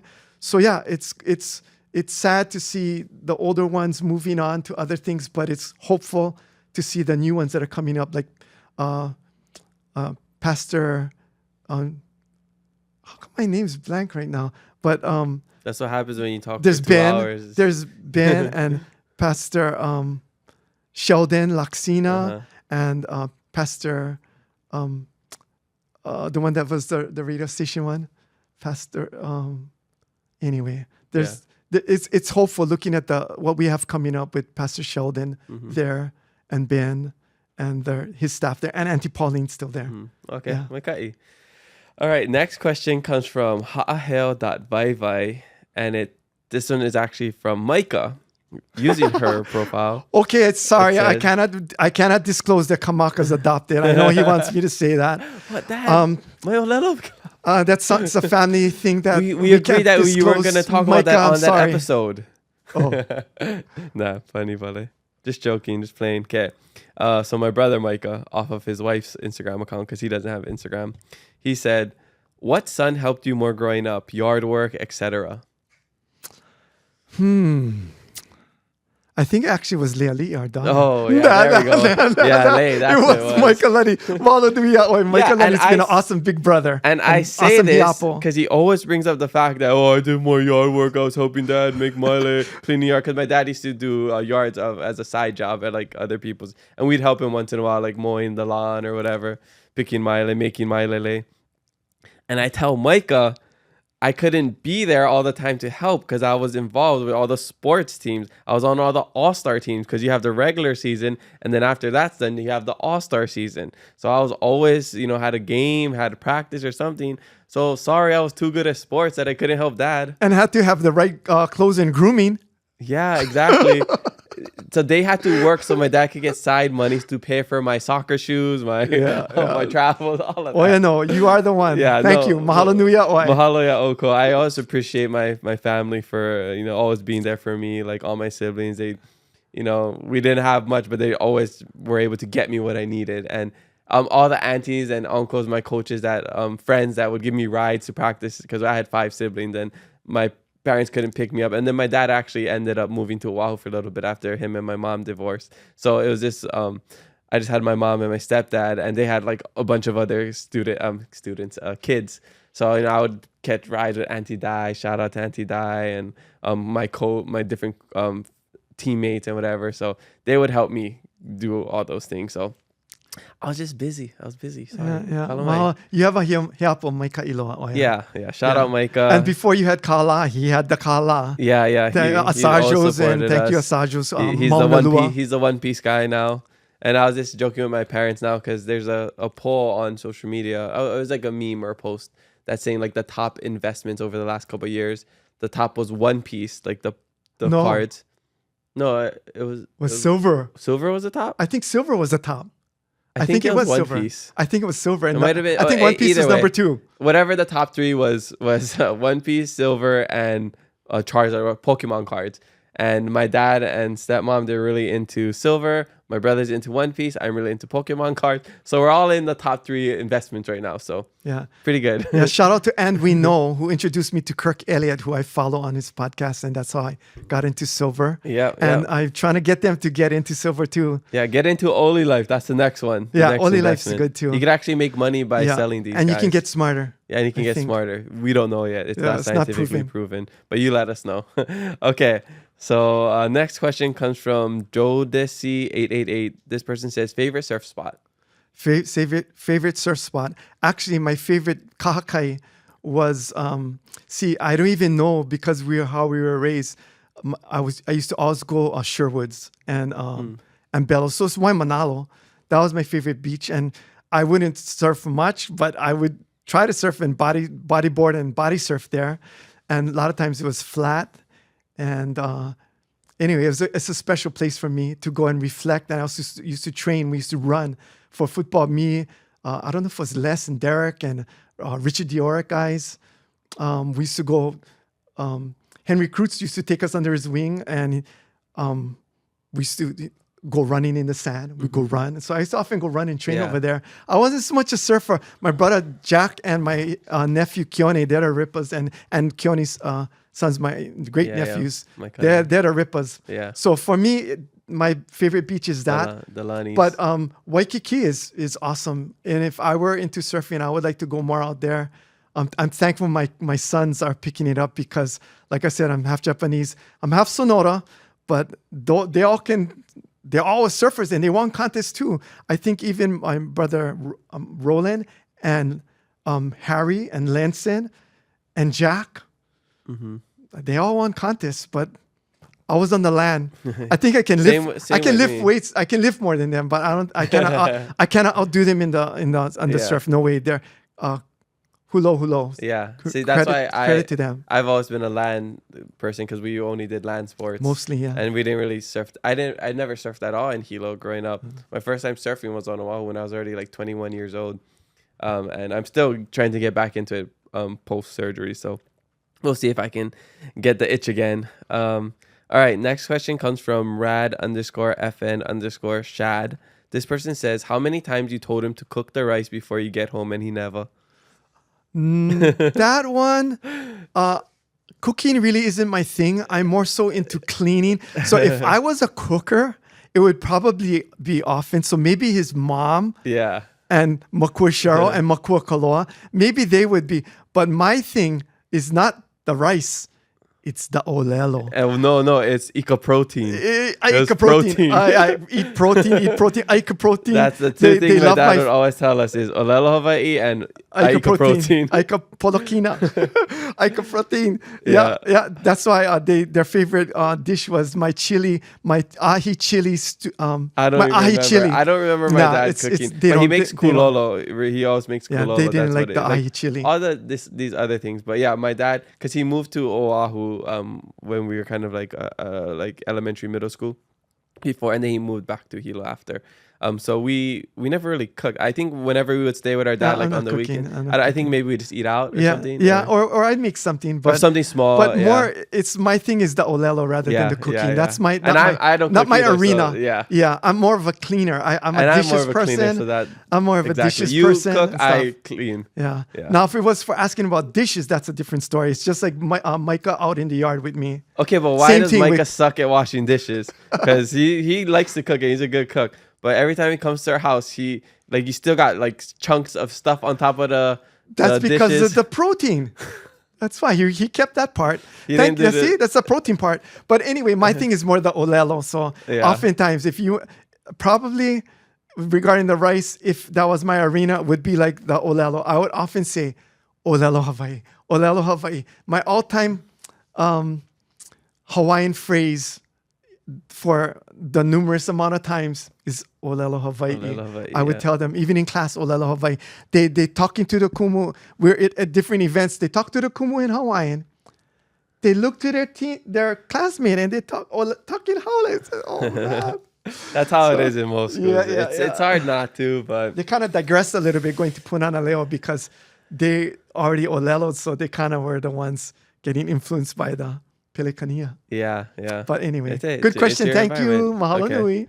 Last question comes from Hawaiian Taro Babe. This person says, what kind of legacy do you hope to leave behind? Okay. Taro Babe? Hawaiian Taro Babe. Aloha no kawa. Good, very, very good question. And I think people who know me is the number one legacy is that is aloha. Because it says aloha kia kua. That is a good phrase to know for everybody. Aloha kia kua means a lot of times when we do our ʻohana circle, when we do our pauku pa'ana memory verses in the Halepule Kalawina, that's one of the ones people would say because it's the shorter, easiest memory verse. Aloha keakua from 1 John chapter 4. But I think that's it, aloha, keeping it aloha. But what is aloha? Aloha keakua. God is love. And we're created in the image of God. So we're created in the image of aloha. And through sin and through free will to choose, we've his image has been tarnished. And you can see that in even in Hawaii, in our families, in the government of Hawaii, our nation, in the world. But because of what Jesus did in dying on the cross for our sins and suffering and paying the price, that image of keakua can be restored. So the restoration of God's image in us, that's the greatest legacy I would like to leave for everyone who knows me. And of course, Olelo Hawaii. And of course, my ʻohana. And of course, silver. Maybe with silver it'll do well. But that's just to get out of debt. I mean, to be honest and real, authenticity was in part of your song. And part of my inspiration from Mark, Kiliho Malu, authenticity. And that's the truth. Life is hard. There is struggles. I mean, we talk about Olelo Hawaii and all these things. But the reality, there's death. There's all kind of death. Killings, natural death, aging, natural causes, suicide, and just all kinds of And the main thing is that aloha. So I'm so happy that there's another kahua or platform for keeping it aloha. And so that is the greatest legacy. And I don't want to, I have a lot to share about a little bit more if we have time, but I'll let you do your thing first. And then I'll wind it down and I'll share a couple things that I wanted to share. Well, mahalo everybody for leaving the social media fan questions. Make sure you leave some for our next guest, and maybe your question will make it on the podcast. All right, so we're coming to the back end of the podcast. We'll see if we can wrap up before 3 hours, which is on the longer side of the podcast. I'm going for the record. You might be. I think, what is the record? I think Keanu Sai might have been like over 3 hours. By the way, Keanu Sai's mom was with our employment and training program. Oh, nice. Nanea Sai. And she passed away. A lot of connections, aloha connections. Island kind of connections. Poluleng. Okay, so I asked all of my guests the same question, and you were already talking about aloha, and you know so much about keeping it aloha. You're somebody that I look up to that keeps it aloha, and that's what I try to model my life after. So I want to know, in your life, how do you keep it aloha? Oh, I thought it was going to be my life hack time. No, that's later. Kone kali. Okay, kali. Okay. Momoka ho pena. Okay, Nina ho? How do you keep it aloha? In your life, how do you keep it aloha? I keep it aloha with connection to keakua. That is it. Because without keakua, there is no aloha. With aloha keakua, Oyake Kumu, he's the source. And I would, before I forget, while it's in my mind about keeping it aloha, I want to share. I don't know if it's a real proverb or if it's going to be a new one. But this is something that I have in mind to share, not only for the olelo, but also for dads and for parents and for everyone. He puna vai kahe mau ke aloha. He puna vai kahe mau ke aloha. Unuhi oi. Love is a river that's ever flowing. That flows Puna forever. vai, not kaha vai. Is a stream. No, not kaha vai. Sorry, I don't know the Starts with English. an S. P. I know what it. SPR. Spring. Spring. Yeah. I was like this. Hanaho. Okay. So sometimes in Hawaiian, it's tough, and Spanish speakers have this problem too. When I learned Spanish, and I took classes with Spanish speakers, the people learning would be like, the exact definition of something, and why it is, like, why do you conjugate it like this? The native speakers, they'll be like, oh, I don't know, you just do it. Like, that's what we're taught. So like when a lot of Hawaiian words that I hear, I know how to use it and in the context and what it is. But when I'm trying to think of the English word for it, I cannot think of it. That's how it is a lot of times. And there's slips even in any language, you know, because like one time I said hokulele instead of akualele, talking about Antilifi. But so when you say, I'm like, I see it in my head, but I'm just saying these words. Like, what is the word in English? Yes. But he puna vai kahe mau ke aloha. He puna vai kahe mau ke aloha. Yeah. That's now try it. No. Okay, well, so love is like a spring that flows forever. Yeah, ever flowing spring. Yeah. You know, a lot of times people say, well, even as a young parent, you know, I'm thinking, oh, I'm gonna have another kid.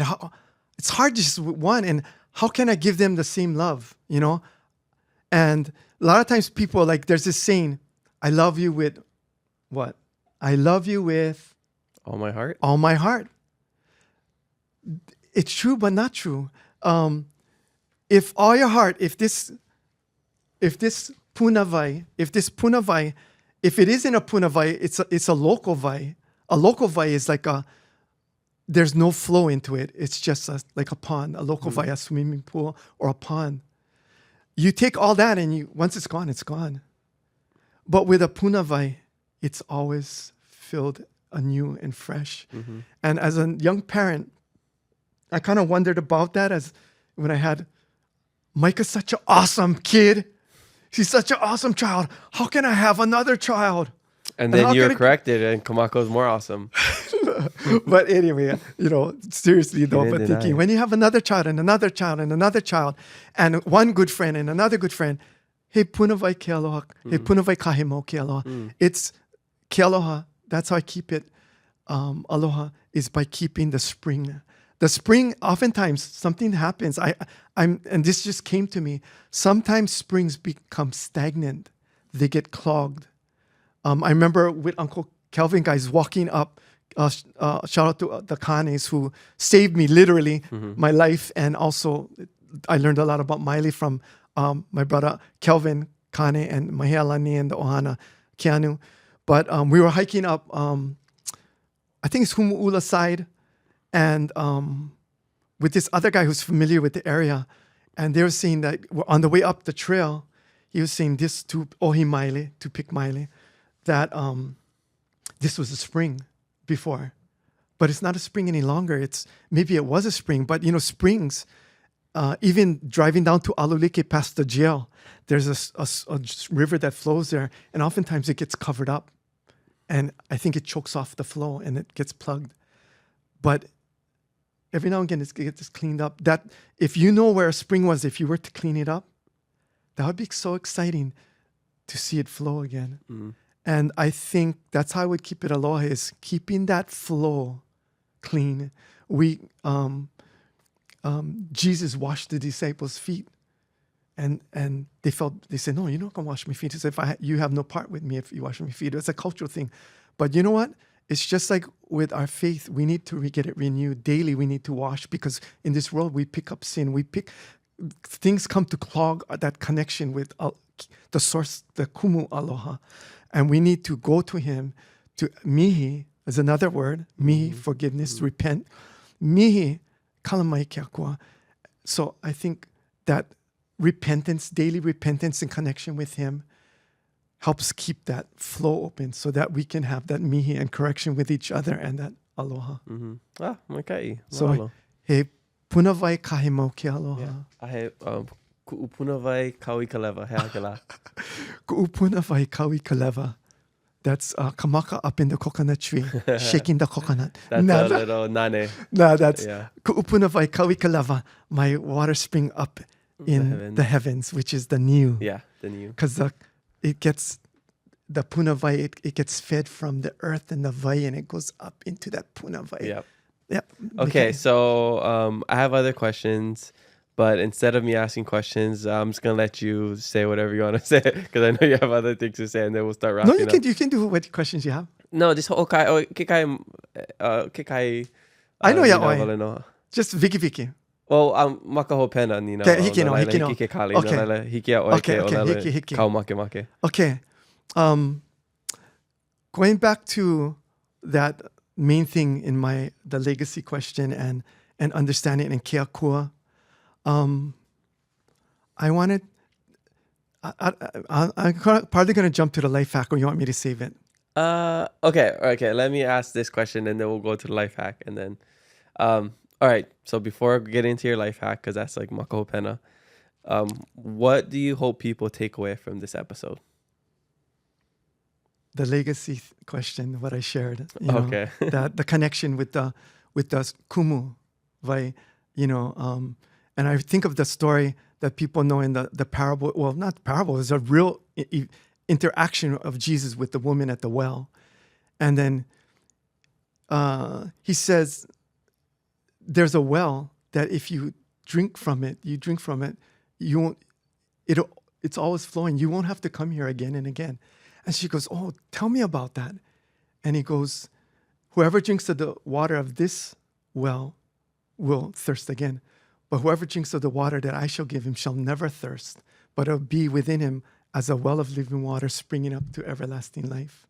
And so that is, you know, what I would hope people get from that. The same concept of the spring and the kumu o ke aloha Yesu, and how it's ever flowing, and that source, the eternal source. Another thing related to that, it says, while we do not look at the things which are seen, like she was looking at that physical water, but at the things which are not seen, the spiritual water, the Holy Spirit that speaks to each and every one of us and moves in each and every one of us.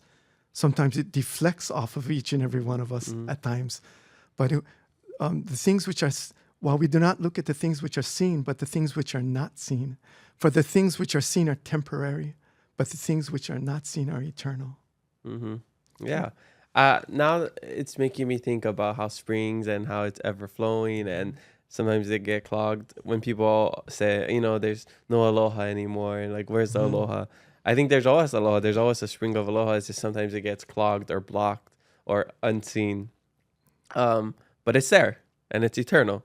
It's aloha is always gonna be there. Sometimes we can't see it, sometimes we can't feel it, but it's there. So I think maybe, you know, over the next years and, you know, generations, maybe we just have to unclog whatever is blocking that aloha and continue to give off that aloha for the next generations and stuff like that.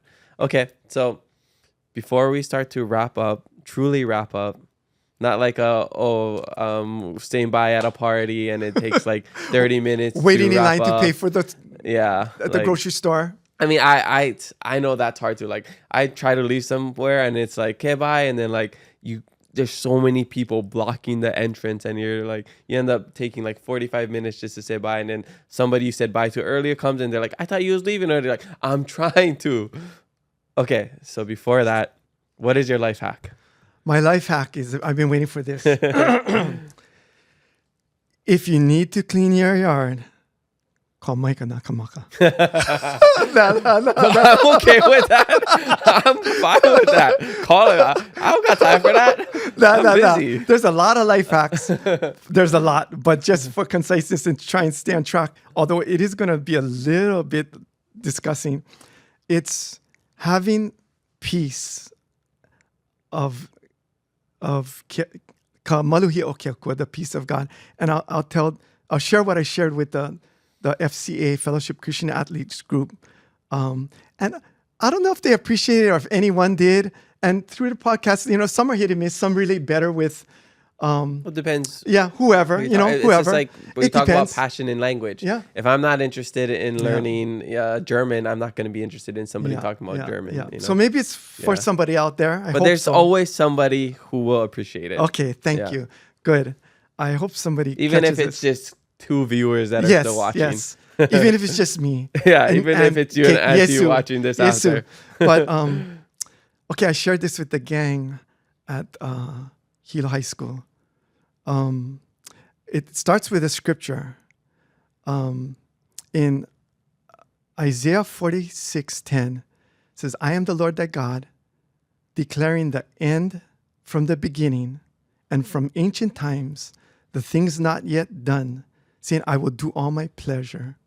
And he's the God who creates the end from the beginning. My old analogy, when I first got to know the Lord before the internet and before video games, small kind of video games maybe had, was that of the dominoes.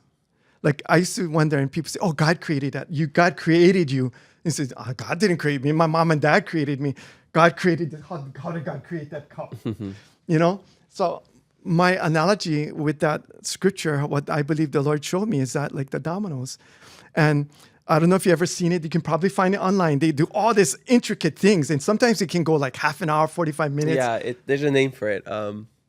I forget what it's called, but there's a name for it. Yeah. Yeah. But he sets up all these different things in place, and he touches that first domino. Once that first domino is touched, even though it's going to end 45 minutes, an hour later, or 2 hours, whatever, it's done. Mm-hmm. Everything has been set up, set in place. It's all ready to go. It's done. And another thing from the Bible is Jesus, I'm the Alpha and the Omega, the beginning and the end. So my more recent analogy with technology is the video game programmers. Just imagine that the video game programmer, he created all those different scenarios. You press this, it's going to happen. You double press this, double press it, this is happening. All these different things. All the different scenarios are programmed into that. It's pretty amazing. And with AI, it's probably going to be even more amazing. But that's why people think, they ask the question, are we in a simulation? Okay, I'm getting there. But anyway, so the only thing though with that video program that is even more incredible, not really incredible, but a shortcoming of that video programmer, even AI, it's kind of like goes back to the Minority Report. That's a whole nother thing if you try to watch that. But the video programmer doesn't know what scenario you will take, what you will press, how you will get there, what route you will take, how many times it will take you before you get to that level. He doesn't know that. But going back to this, my life hack about peace, even though, like the difference between God is like that dominoes creator, that intricate domino setup creator. He's like that video programmer, but unlike that video programmer, he doesn't know what you will take, what road you will take, what you will choose. God does. And it's not that we don't have free will to choose. He knew that if you do then set up the video game or whatever it is, life, whether it's a Big Bang or whatever it is,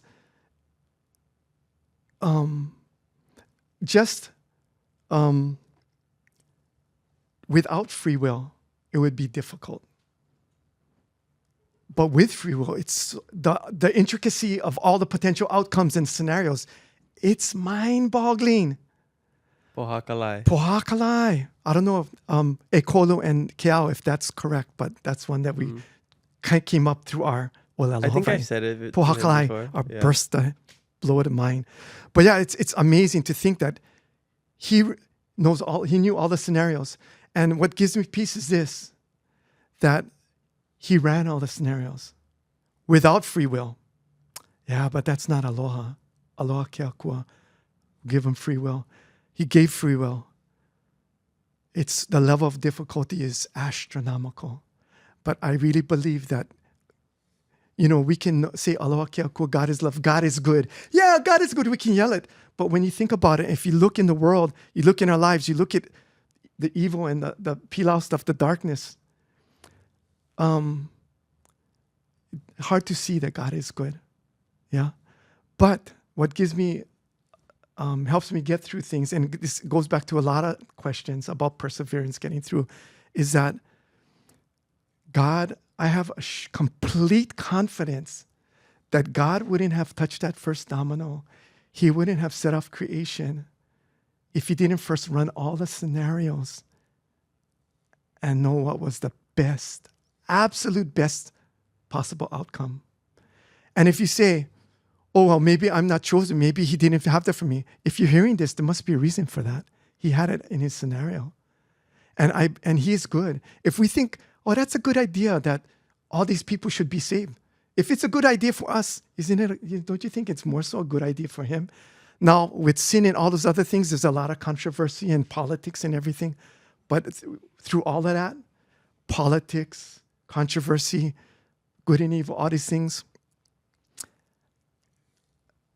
That's what I'd like to pass on as a hack.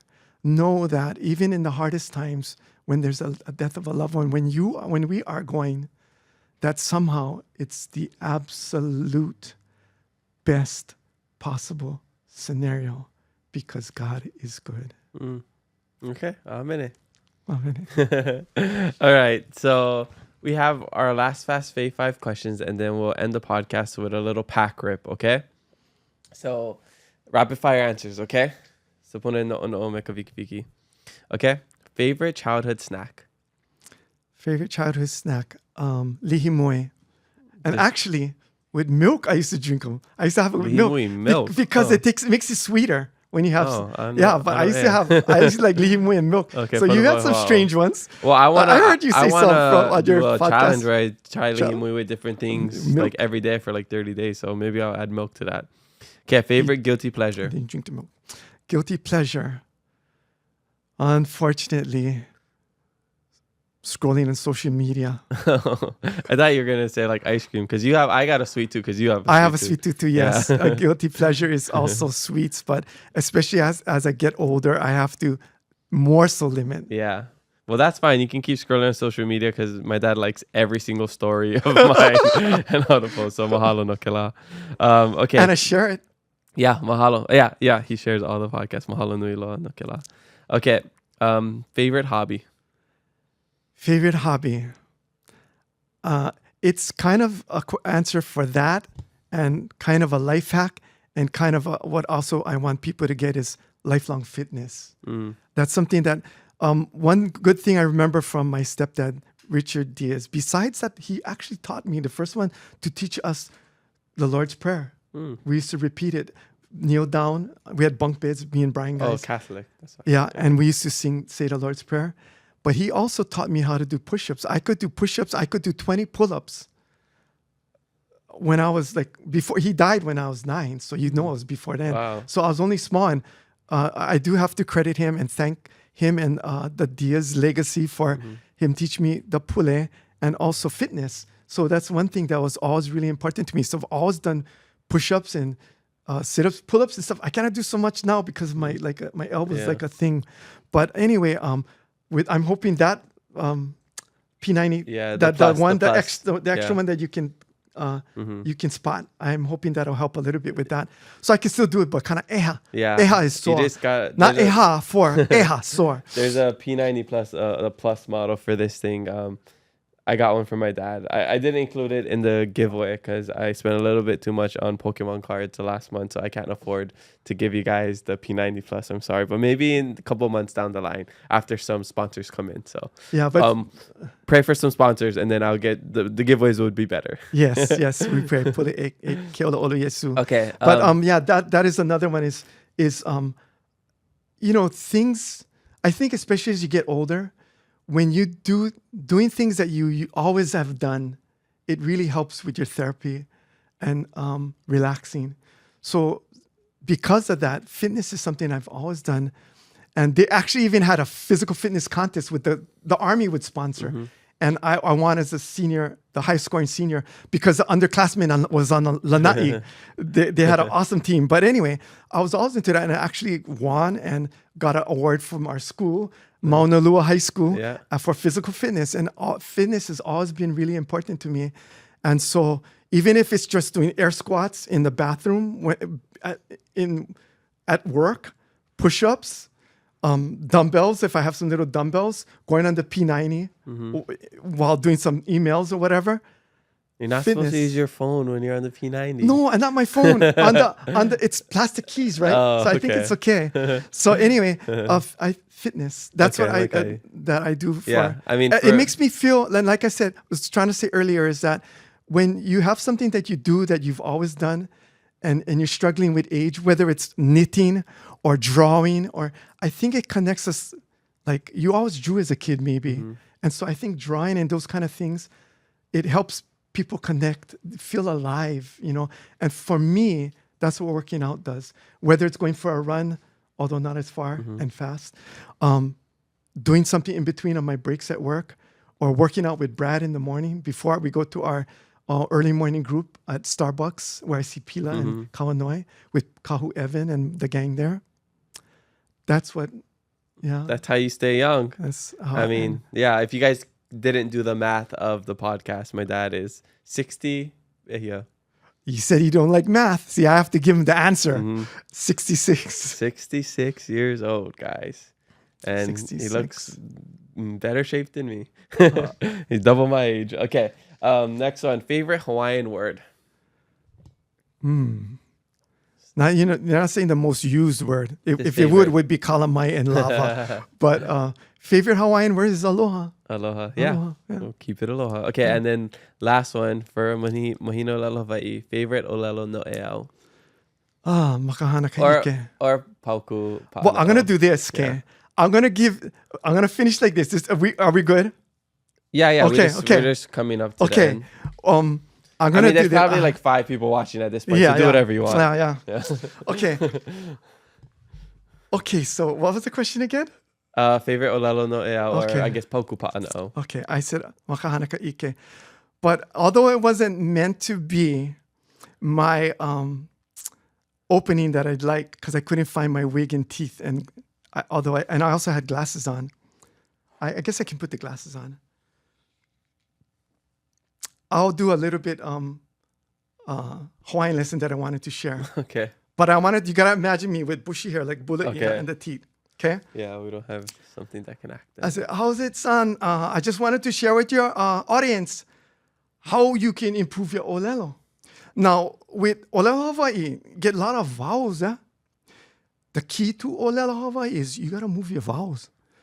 And nowadays they get this, and I know you're gonna be proud of me because although I've been at ALU LIKE a long time, forever, I know you really give props to the entrepreneurs, to those who create a business. So Makushel doesn't know this, and nobody knows this yet, but only been in my head. I think I need a PEMF more. I need to be on it more. But anyway, it came in my head for I have a business idea, and if you like, you can be partner with me. But you know how they have Duolingo?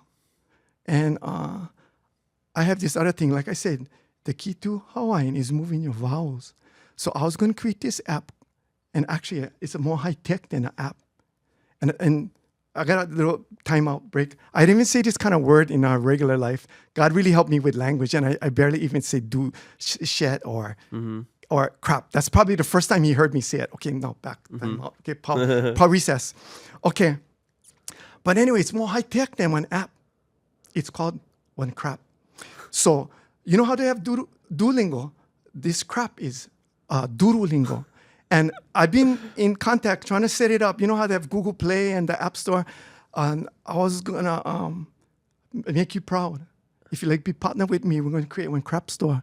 Not only can you get the Duolingo so the olelo can flow, all those vowels. You can move your vowels, guarantee. Duolingo. You learn your Hawaiian on Duolingo. That's how we're going to sell them. You're going to move your vowels every day. You're going to be regular. I knew this was heading there. And not only that, when we get other kind of Hawaii verse and these kind of people on board with us on the crap store, you can buy all kind of crap. Not just the Duolingo, but you can get all kind of crap too. Okay, that was it. That's how I planned to come in, but oh well, wasn't meant to be. Yeah, I'm happy because we probably would have had 5 viewers a lot earlier in the podcast if you did that. So, mahalo. The Duolingo. I knew when I said move your vowels, I had a feeling that's where I was going to end up. Yeah, same place with Magic Mike. Same place with Magic Mike. Yeah. All right. So mahalo no kila. And for the great ideas, maybe we'll get some investors for the crap store. Yeah. Where you can get all kind of crap. Crap store. Yeah, you can get all kind of crap. Yeah. Okay. I would say it's a crapshoot, but I doubt it will happen. Okay, so now we're going to end the podcast by opening this. If you're still here watching, this is a Silver Tempest and Astral something. I got this at one of the card shows I went to. And a little sneak peek. I'm going to be doing my own card show. So, hiki a oike. Okay. But then vehe mua na vau I. Ai. Na kaleka Pokemana. Ai. Kaleka Pokemana no kumukiao. Yeah. Kalamai. Oh, Okay, but akahele no ke la mau kaleka Okay. I mua. okay. Yeah, I forgot to bring sleeves. Okay, I opened it, but one more thing I gotta I wanted to share. Wait. Just Wait, give it wait, to me. I'm gonna open it. You wait. talk. Wait. Oh no, I wanted to share this little story while you opening it Okay. with Auntie Leafy guys, because I know like Kiao talked about masking, like ila, maikai, etc. But also through my experience, like with Auntie Irene saying onoke kole, I also found that through Auntie Leafy and her sister Kay late, that we used to often go to Hilo Hawaiian for the buffet. Auntie Leaf used to take us around Christmas time and stuff like that. And she used to be with her sister Auntie Kay, and they would olelo Hawaii. And one time, I gotta tell this story because it's so funny, but it shows how Hawaiian used language in that to play with it, how they would play with the language, like with onoke kole. But they are listening to them talk, and they never have cell phones, and they had long distance. So they were talking story and about catching up, because Auntie Leafy would fly back and forth at that time to Malama Kahala Haipule, to have church. And they were talking story back and forth, catching up. And then she said, halihiki o kaki ia kumoki money. Kaki ia kumoki money. And I was thinking, I got lost, just like with Onoke Kole with Auntie Irene. I go, anake heakela kumoki money. Oh, they're talking about long distance. If they call too much, it's too much money. Kumoki money. So anyway, that really showed me, like, although, Hawaiianizing, like I say waleka and stuff like that, you guys talk about that. The kupuna, and they love language, and they would play with it too. And that was so fun. I always remember that. Kaki ia kumoki money. You can be charged too much. Too much money. Yeah. Kaki ia. No, I think a lot of languages they Hawaiianize, Malagasy eyes, whatever it is. Like they make words out of and but try it to just match comes it. naturally. Yeah. So like I've been following Kaho'okahi Kanuha, I believe is his last name, Kaho'okahi, and he's been opening Pokemon cards with his kids. And he has like Hawaiian names for every single person. So I'm trying to get him on. Hopefully I'll get him on soon. I know he's really busy and he lives on the Big Island. Maybe I have to fly him out just like I flew you guys out. But he calls them na kaleka Pokemana. And then everything he pulls, he has names for them. So it's so cool, yeah. So hiki a oike koho, come here. Make. Astral Radiance? Okay, so no hele mua au alaila pani oi kia pukana. So I'm opening this. Oh, it's like backwards. Silver Tempest stuff. How does this work? Oh, okay. I don't know. Kama'amo. Ne oe I ke kaleka I mua. Like me kia aka. Ale kama aina vo me kia mea Hopawana ho. oi kamua. Okay, yeah. Yeah. Hopawana vo. Aye. Okay, so I don't know where the hit card's going to be in this thing. This is a little bit older set. Oh, that's cool. I got a IR, I think. Okay, I think that's all. Okay, yeah, there we Ale go. ike loa vo ike kai. Ale filikia. He mea So I ole got ia. this one. I koma na o mai kai. Pea ka Ale na shua. haiana. Ale shua au. Ale Yeah, shua. hiki a oe ke ho Hawaii kia mau mea. Pea oi Raka vehe. Ruff. Raka Rufa. Pea oi na hai.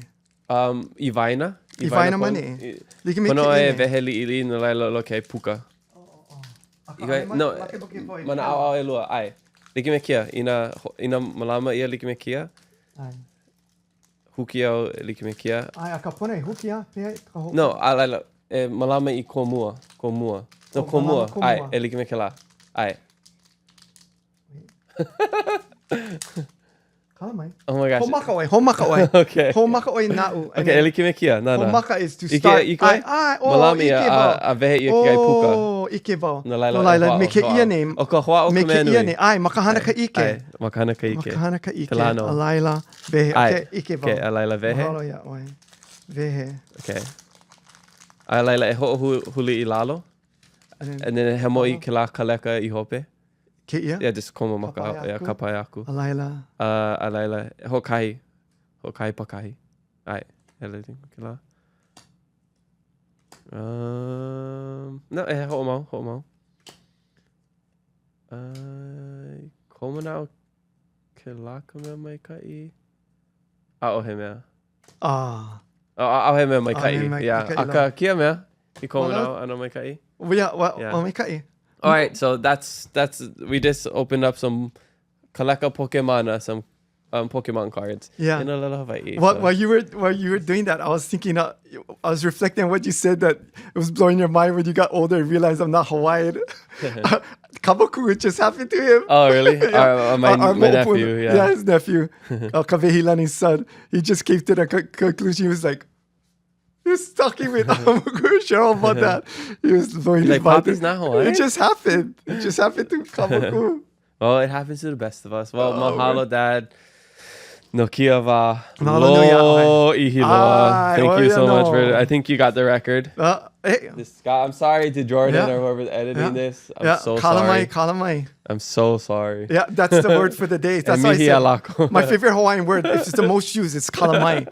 But and lava. Is there anything else you want to share? And if it is something you want to share, please keep it very, very short. And if not, tell us where we can find you. You can find me at ALU LIKE. If you go to our website, there's some flyers, and it has my direct number for ALU LIKE, 808-427-8621. Also on, that's what I didn't share too. On Instagram, I'm Mikele Halelu 33. Kanakolu Kumakolu. The reason I have that, I did want to share that, is that that's my favorite psalm. Actually, it's Psalm 33:22. And what it says is, let your mercy, O Lord, be upon us just as we hope in you. And when I was reading that, it's like the Holy Spirit, the Lord, I believe, told me, the just is like an equal sign. Let your mercy be equal to what I'm hoping for. And so you can find me at Mikele Halelu Kanakolu Kumakolu. But again, that's where it comes from. Let your mercy be equal to what I'm hoping for.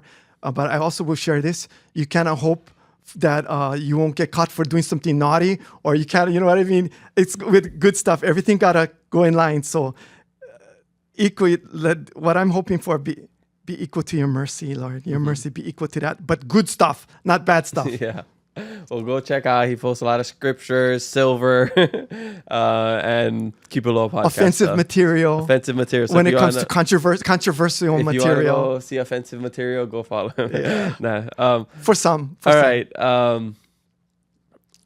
Yeah, I think we'll pause. So, Kilavalino? Oh, you're not Okay. pule hoku. Okay. Oh, paku pa'anau. Okay, so he's asking me for my scripture. Hiki no ya'u na mea pau ke kokoma o Kristo ya'u. Heaka mana'o. I can Pelekania. do all things through Christ who gives me Who strength. strengthens me. Yeah. Mahea ia. He says where? Hiki no ya'u na mea pau ke kokoma o Kristo ya'u. Pilipi? That's Philippians? Aye. Pilipi Pilipi. eha? Mhm. Hoku umi kumakolu? Oh, yeah, no. 4:13. Ai. Oh, All yeah, right. no. Well, mahalo, Dad. Oh, and the Michael. pule. Wait, I'll do this and Okay. then you can pull Okay, it. you Okay. can. Mahalo, Dad. Michael, for joining us on the Keep It Low podcast. Spread love. Be kind to one another. And mahalo for listening to us today.